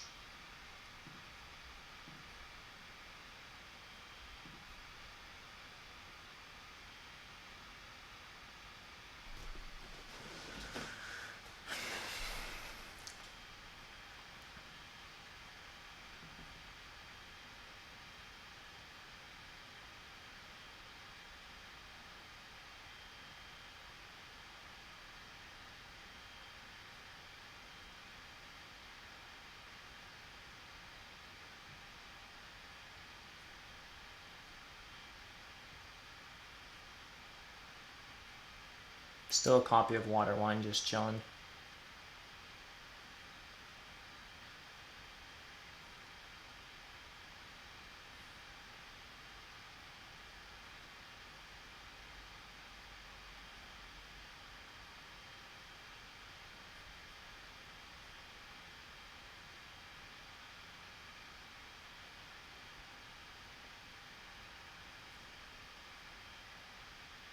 Fighting for Fire is a little goofy here, actually. If Orin responds to the Priest, I can lock up the 3rd spot, but then they can also use their Water 1 action, getting themselves to the 8th spot this turn, which means that if I open with... yeah, which means I can't win Fire. Because all the Priest spots will be gone. They'll be at the 8th spot. And they can just first action use their Stronghold. So fighting for Fire here was silly. I should have sent a Priest to Earth or just not done, I don't know, any of that. Yeah, Priest to Fire I think was, I mean, you know, it gave me a power and a worker, but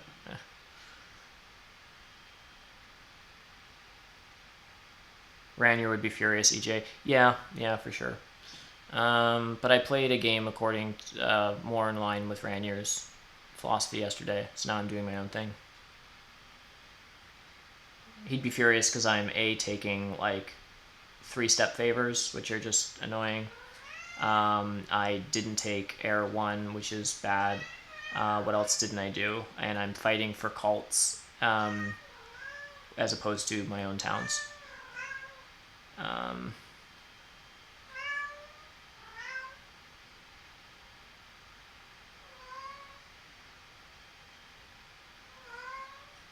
That's my cat, if you can hear it. Anyone who's been on stream before is totally aware that it will just scream sometimes.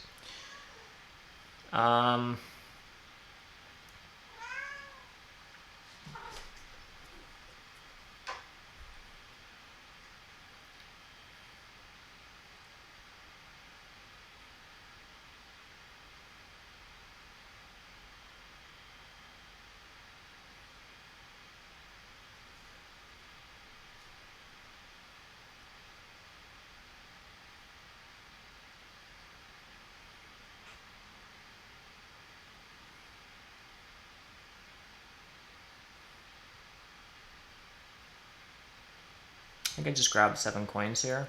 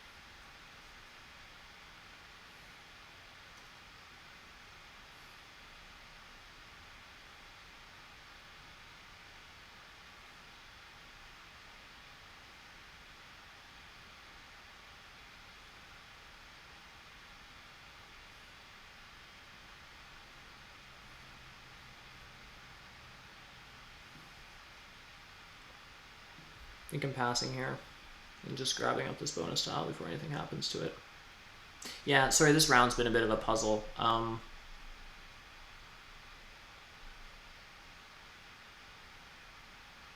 There wasn't a way really for me, at least not at this point, to secure fire.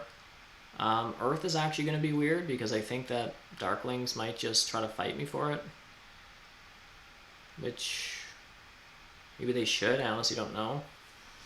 I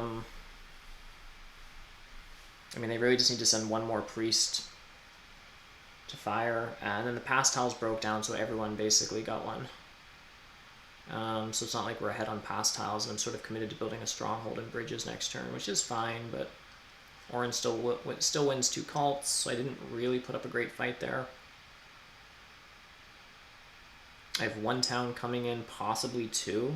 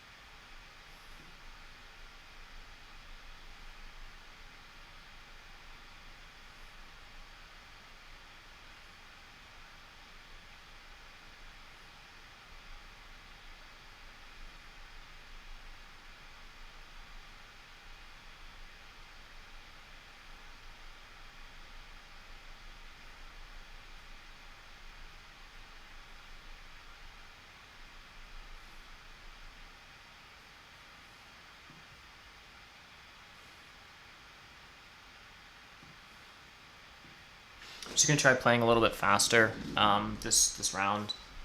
And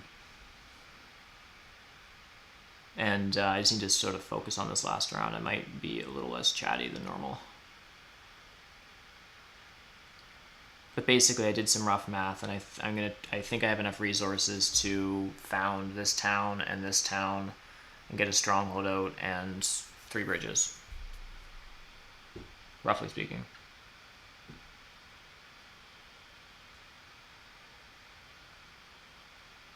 That's the dream. Stronghold, 2 towns, 3 bridges.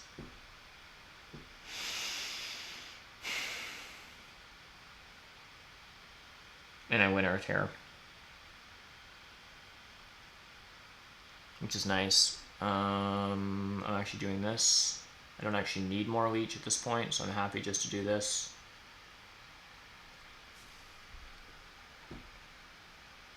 The amount of times I've left my power bowl full because I've been trying to fight for double spade and something else. It's a lot of bad stuff. Nobody seems to be having great games. Yeah. Danny B, Halflings seem in a good spot. Black not starting in South is pretty good for them. Yeah, I agree. Like, I guess the thing is, though, I'd be interested in your take on this, Danny. Like, I understand A3 was a little awkward for them, but where in the South do you start as Darklings, assuming that Halflings probably start H4, particularly in, like, did you still start on H3 knowing that Halflings probably respond with H4?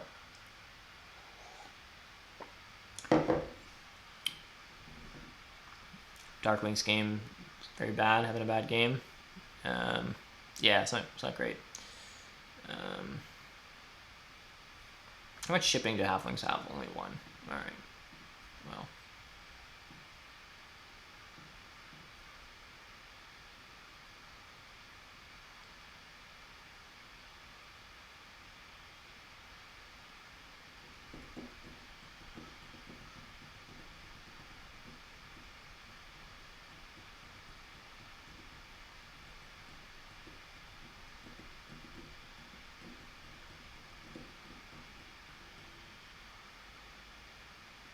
So what I'd love is for halflings to be a neighbor on E6. With upgraded digs, it's not as vital that they do, but they also only have 1 shipping right now.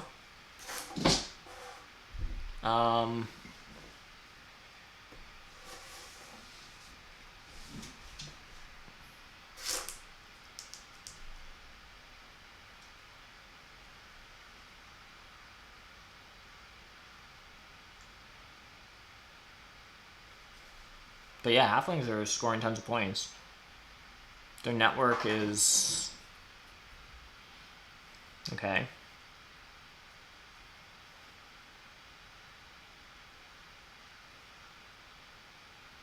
So halflings down to 6 structures, orange 6 structures. I'm at 5.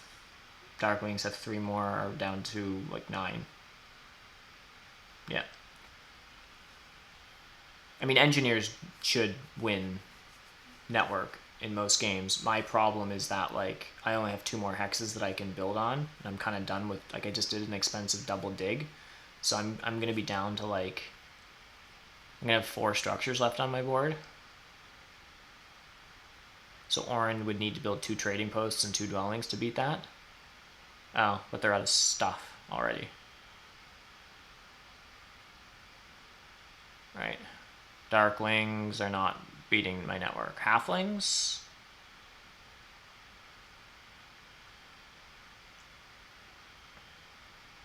I'm down to...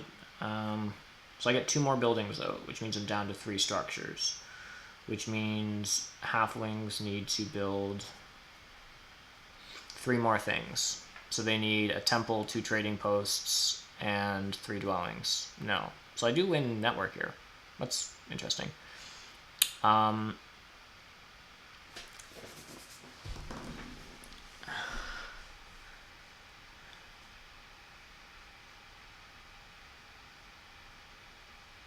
Part of the reason why taking 2 keys is awkward is because, like, you're sort of committed to making it work. 2 keys in and of itself is some power going up, and sometimes it helps you catch like a worker and a cult spade and a priest, like depending on how things line up. It's sort of like an econ thing. It's like annoying to other people. I'm probably short on coins. I should be actually calculating some of this. But my point about 2 keys is it's sort of you're committed to being like making it work. There's like potential points locked into 2 keys. It makes it easier to fight for future points. So you don't just take 2 keys and be like, okay, I get keys, and now like I'm up the cults, and that turns into points, and that's all good. It's like, it's only good if you then sort of charge ahead on the cults, and by doing that, you have to like, you're missing out on possible power actions or doing other things with your priests or upgrading shipping. Like it sort of commits you to a certain game plan that isn't always great for certain factions. Anyhow, what am I building? I'm building 2 more dwellings. I'm building ideally a stronghold and 4 trading posts. Probably a hard dig. And like 3 bridges. Sick. So I need 18 workers, which I don't have. I have 15, 16, 17 from a town. Yeah. There's some stuff in there. Oh no, I need 12. Yeah, and how many coins do I need for all that? Oh, and these are non-expensive trading. Yeah, I need coins. I'm going to take this. It's a coin. I need less coins if halflings were to build here.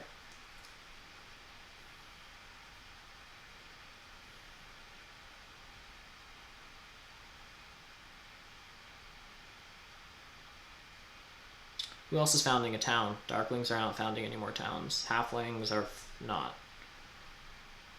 Orin are... They need 10 things for a town here. We have 6 things. So they're not founding another town. So no one's founding another town. So there's not really any pressure on these. Alright, so I'm just going to build here. I don't have a... Alright, I need to build an expensive trading post somewhere. This is always going to be an expensive trading post.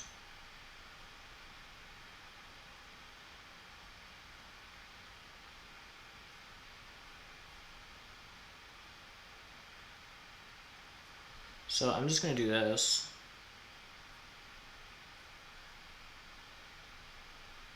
And I think I'm just going to take an 11 pointer for now.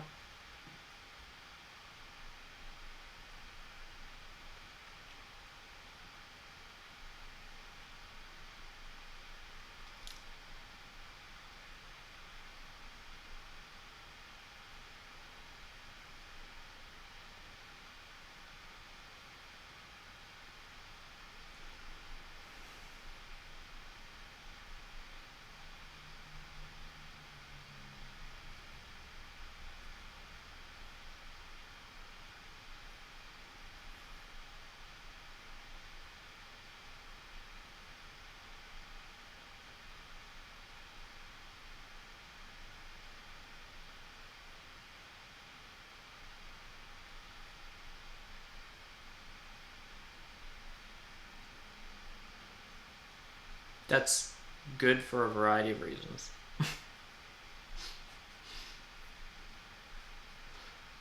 Yeah.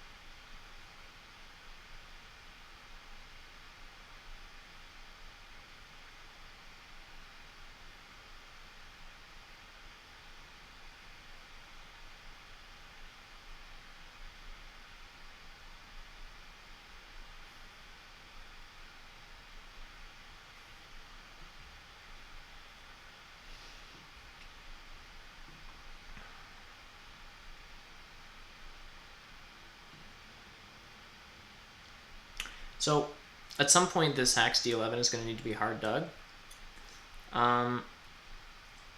Halflings, although they probably have better things to do with their lives than hard dig that, they could. It would not go to town, which would be sad.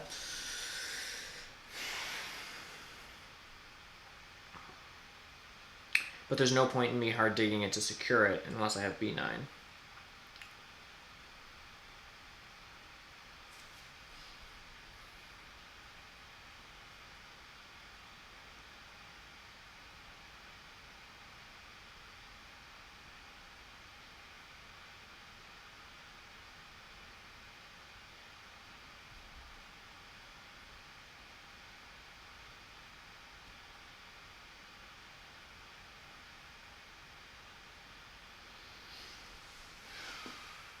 6 for 5 this late in the game.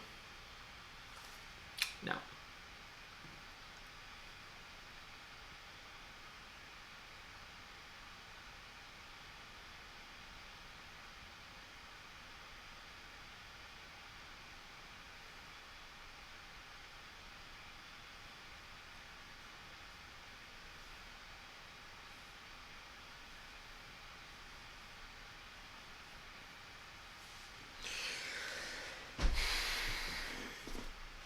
Based on our current power situation, if we're short on coins, sending a priest to Earth actually converts into 2 coins.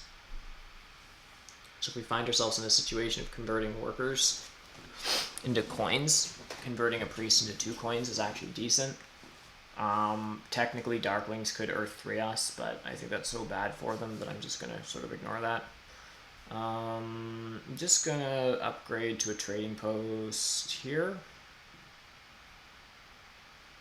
And then there's a possibility my next action is a hard dig. So I'll just ask everyone to hold their breath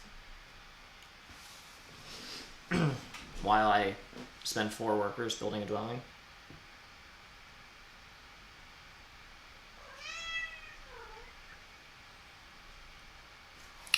I'm just going to get back to chat here.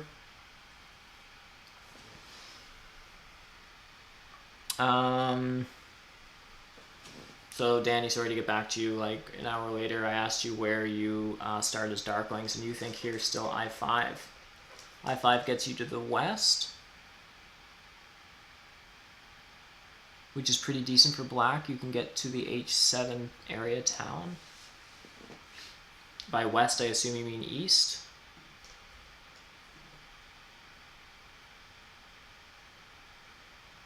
Oh, all good. Right and left? Yeah, fair enough.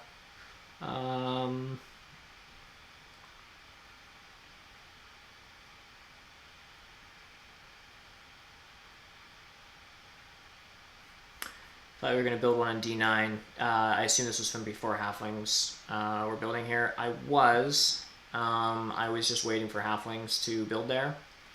Part of me was imagining halflings never building on E6, and so there was actually part of me that was thinking of building an expensive trading post on D9 just to actually bring halflings there at all, because I thought that they might build there because they're like, oh, well, at least you already built one trading post. There was actually a thought there where I was considering building on D9 specifically to draw halflings there, but then I just didn't and just wanted to take a town. I don't know.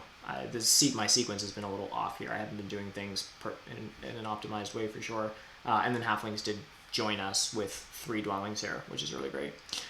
So I'm just going to double check my resources again before I do some crazy stuff. I'm looking at a 3-worker dig. I'm going to build 1 more dwelling this game, which seems really weird. I'm going to build a stronghold followed by 2 more trading posts. Stronghold, 2 trading posts, 1 more dwelling, a 3-worker dig. That's 11 coins, which we have 9. We have 9 coins. We need 9 workers for all of that. We have 11 and a priest. So, I mean, worst case scenario, we have, well, let's count in stuff. I need 20 things, and I have 17, 18, I have 21 things. So I have enough stuff to do all of that, and then I just don't build any bridges. So then there's a question of every other additional thing that I get gives me a bridge. For instance, a power town is 4 things. So it's 4 extra workers I wouldn't have to otherwise turn into coins. So a power town actually comes with 4 workers in a sense, which is 6 points. So a power town is worth 12 points, according to my weird math. Hold on a second.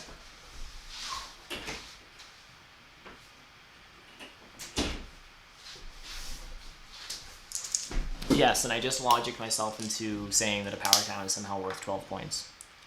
I really do not. Alright, well, I mean, there's no more dig actions. Let's get the show on the road. We'll just, no one's stealing Earth from me. If I need to convert a priest into coins later, I will, but at this point, my power bowl has 6 in the middle, so I'd only be converting 1 priest into 1 coin, so it's kind of like, eh. Yeah, so I just do this, and I build here.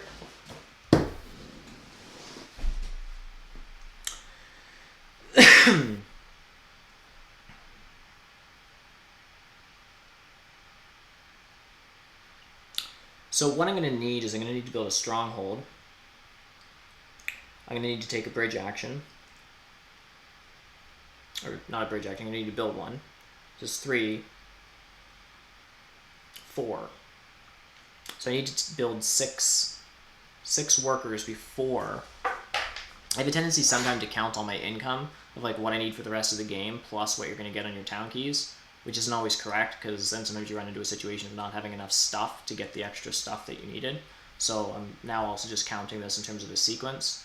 So let's assume I do something like Stronghold, which is 3 workers, 6 coins. I then build a trading post, which is 1 worker, 2 coins. I then build a bridge for 2 workers, which equals 6 workers and 8 coins, which leaves me with all my power burned off, assuming I get no leech. So I have no coins.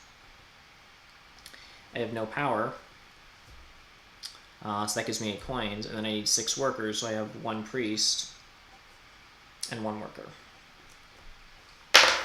So the power town is not actually helpful. That's would have been only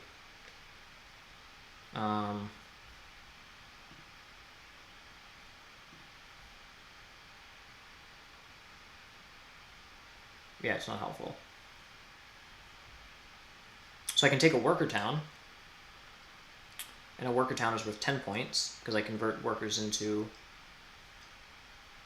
So as it turns out, this 11-point town I was concerned was incorrect, but it's not. Because a worker town's worth 10 points when I build a bridge. So I'm taking a worker town here. And using my last worker and priest as a second bridge. So I go one bridge between B9 and D11 to found the town. And then I go, I don't know, G8 to H9 or whatever. Could even link these two towns just for funsies. What does that give us for points? 7 for a town, 6 for bridges. 8 on the pass. I'm building 2 more trading posts for 6 points. I have 2 cults, 16, 22 on the cults, and 18 on network, which I think I still have.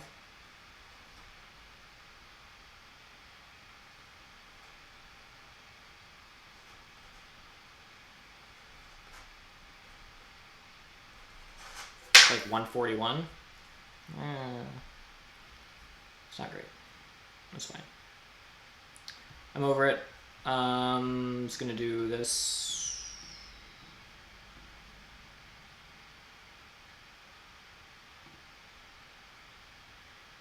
Right.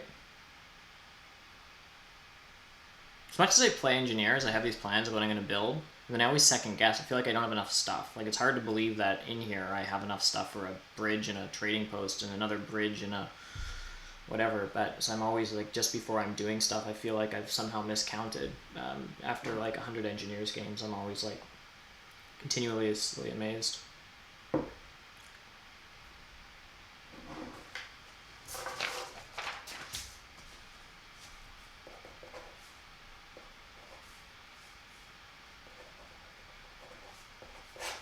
And how they work. That was the end of that sentence.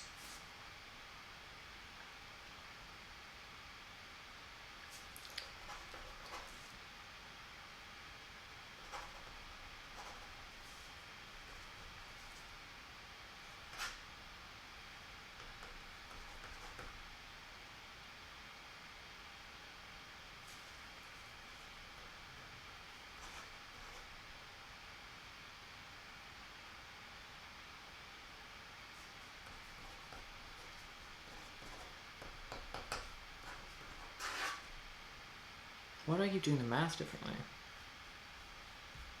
I think I'm actually taking a priest town, guys. Also, am I just making some wild assumption that I have network still? Yeah, I'm good. Yeah, so what I'm counting left is I need a trading post. And then I'm going to build another trading post just because it's points, and I have 2 left. And then I'm going to build 2 bridges, so that's 2 more workers each. So I need 6 workers and 4 coins. I'm short the coins. That's right.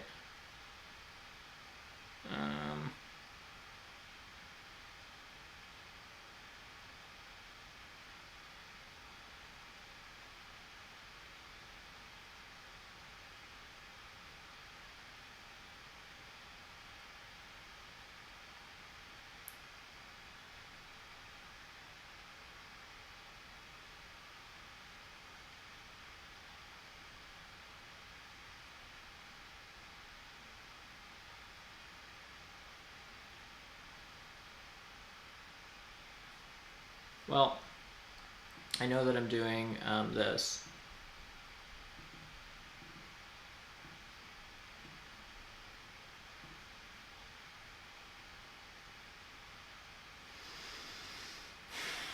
How much do halflings have? He's going to pass here for 9. And he has second network.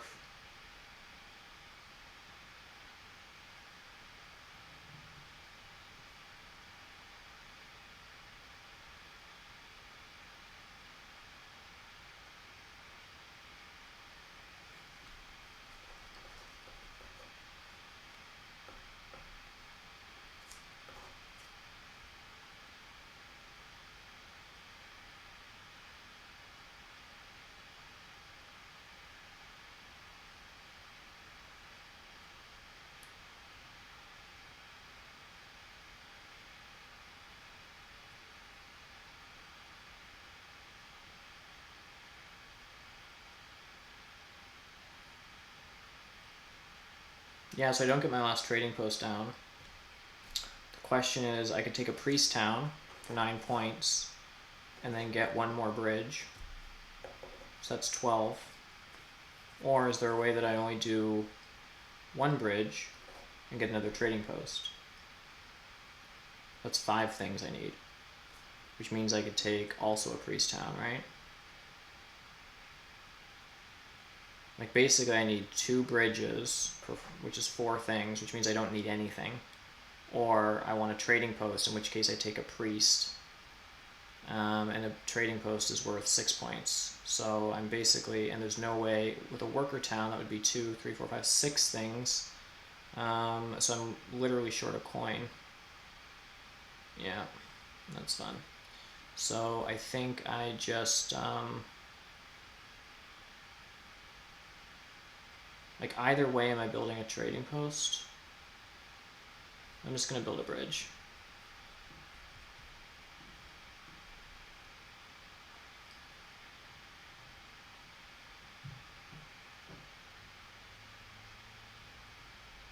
Oh, but if I take a worker town, I can build 2 bridges.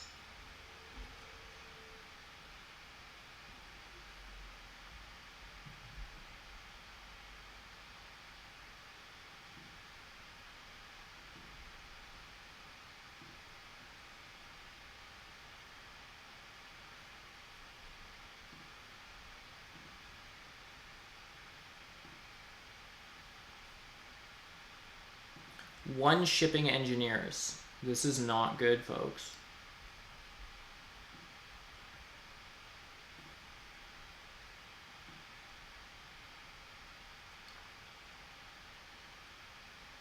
That's all she wrote. I have no, I guess I have this. I don't know.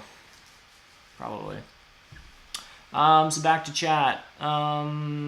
Priest Town is better. Can tie Darklings on water and vet power for 4th TP, I think. You're correct. Bridge Seduction. Good point. The Priest Town plus water bump. Wah, wah, wah. Good point. So, yeah.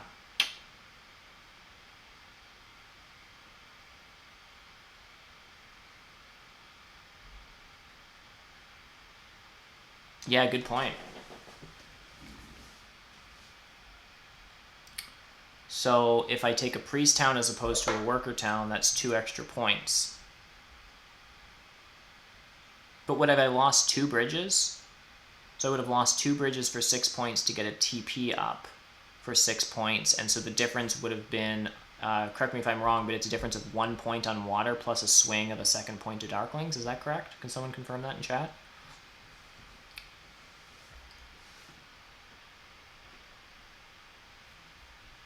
So in other words, I'd be at 145 versus 99 on Darklings.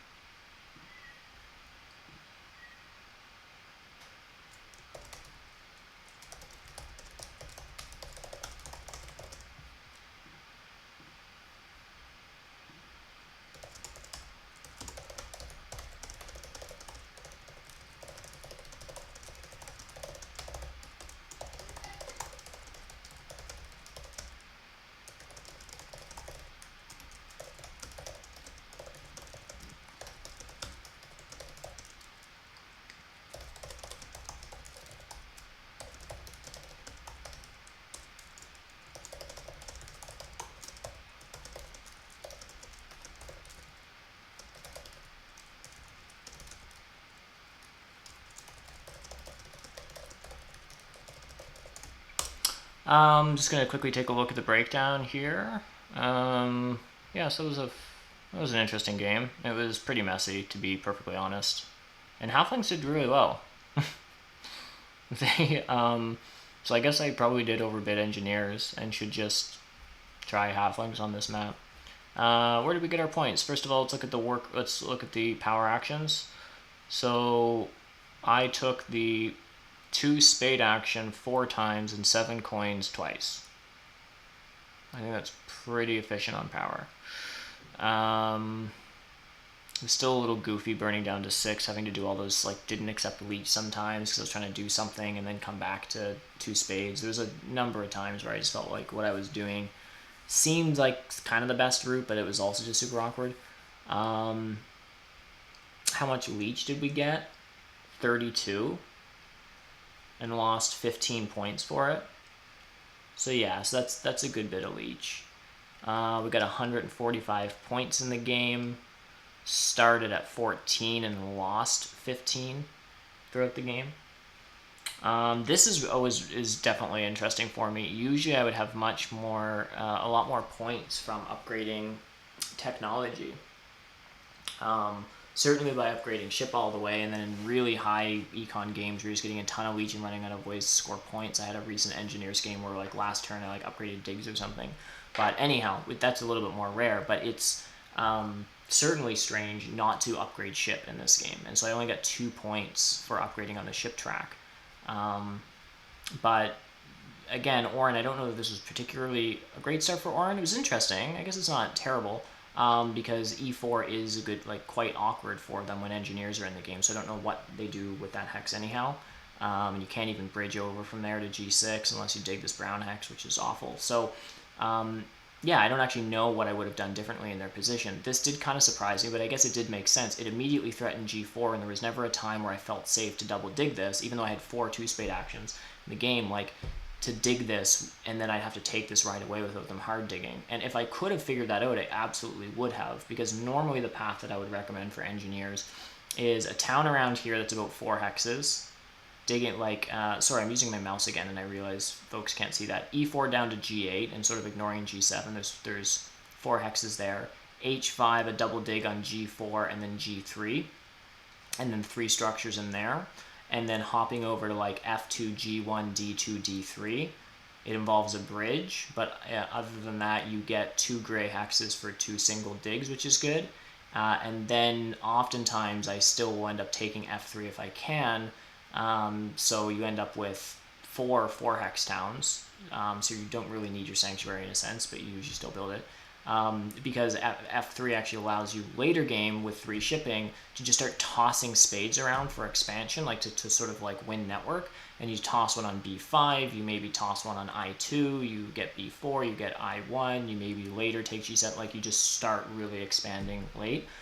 This I was really concerned about not getting network points, because as you can see, I still left, like, this is a pretty big network, but the fact that I left a dwelling on the board, like, that's pretty ugly. Normally with engineers, like, getting down to 1 structure on the board, like often your stronghold, my favorite games with engineers are actually still, even on this map, are not focusing on bridges and leaving your stronghold. It's like never building a 2-worker bridge, doing like a 3-power bridge between F2 and D2 if you need to, and then never building your stronghold. But anyhow, often getting most of your structures other than like 1 on the board. But here we actually were down to only a network of 14, and actually still had a really good network size in comparison to the other players. So this was just kind of lucky that we had this sort of like sloppy, kind of weird, a little too tall game that wasn't super expansive, got blocked by Orin, only ever had 1 ship, and still managed 18 network points. So that was kind of lucky. The stuff I did on the cults was goofy. 2 keys. I don't know if it was cracked. It probably was, and then I just should have played it a little bit differently. But again, Orin threw me off early game, so I just feel like I was forced to sort of try different strategies than normal to gain points. Good point in chat, though, about that priest to water. I think what the comment was at the very end I was trying to figure out, I mean, it's a trading post round, right? And I have water 1, so it's generally speaking really silly not to be building as many trading posts unless you just only have a few resources left and you're fighting for network. But other than that, if you have trading posts left on your board and you have water 1 and it's a TP round, like, just, you need to get your trading posts out. It's like 6 points for 2 workers and 3 coins. There's not very much for any faction, for NG 1 worker 2 coin. Like, there just isn't a better point conversion in the game other than like water 1 back TPs in a trading post round. So the fact that I didn't do that, I think what the comment was, and I haven't done the math exactly, but I built 2 bridges, which is 4 things. But I think if I didn't build either of these bridges and took a priest town instead of a worker town, and then sent a priest to water, Moving up water would have given me 2 power, which is the equivalent to a coin. So I would have gotten a point going up water. I would have gotten a point for an extra town, so that's 2 points. I would have lost 6 points on bridges and gained another 6 points on trading posts. So I think the argument is if I actually ignored these bridges and did all that, I'd have 2 points more than I did, and Darklings would have 1 less. Which just goes to show that even in this game where I had this pass tile and built a stronghold, that at the end of the game there was still another better way to score points other than building bridges. And so many players will often say, like, there's pretty rare situations where really going with the sort of engineer bridge strategies is worth it. I'm just going to double check, take a look in the chat again. I think 2 priests to water would get you the coins for TP. Okay, so it might have been another line where I just took a priest town and sent 2 priests to water, 1 water, and like Outrider got in 2nd place, not tied with Darklings, but actually got 2nd place and still gotten a TP. That would have been a good bit of points. Danny B says also, if I may say one thing, I think your double dig on F5 was suboptimal regarding town planning. Okay, so F5. Okay. Oh, that's going back early when I had... When the heck did I double dig F5? Like, kind of early-ish, like round 3-ish? You could have had 1 town with a bridge to D9 from E5. Yes, okay. So here. Oh, I see what you're getting at.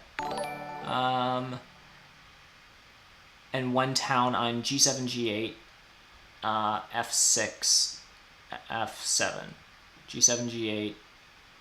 Right. Okay, so good point. So that's a good point.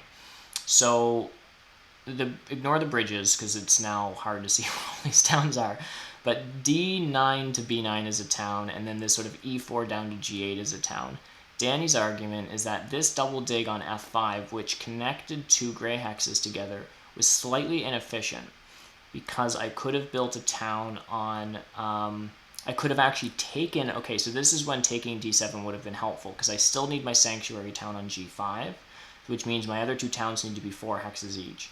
But what I could have done, I think is what he's arguing, is gone E5, E4, dug D7, and then bridge to D9, all single digs with a bridge, and then gone G7, G8, F6, F7, which is 2 hexes, 2 single digs, and you get a total of 4 hexes out of it, which is really great, with also a bridge. So then there would have been a town there, and yeah, 2 bridge towns, as opposed to... Because how many digs did I do in this game? 1, 2, 3, 4, 5, 6, 7, 8, 9, 10. Yeah, I tossed a lot of spades around, for sure. That's a good point for sure, particularly given that I still ended up going with bridges. So normally I avoid stuff that requires bridges, but if I was going to be building the bridges anyhow, then I might as well have just like used the bridges as an actual way to found more efficient towns, because usually that's a way that like you can think of bridges as often you can like do slightly more inefficient things with your spades in order to avoid a bridge, or you build a bridge and that usually allows you to connect your towns to more efficient hexes. And a bridge is about the cost of a single spade at the 2 spade cost, if that makes sense. So when you look at action 6, you're getting 2 digs for 6 power, and a bridge is basically half of that.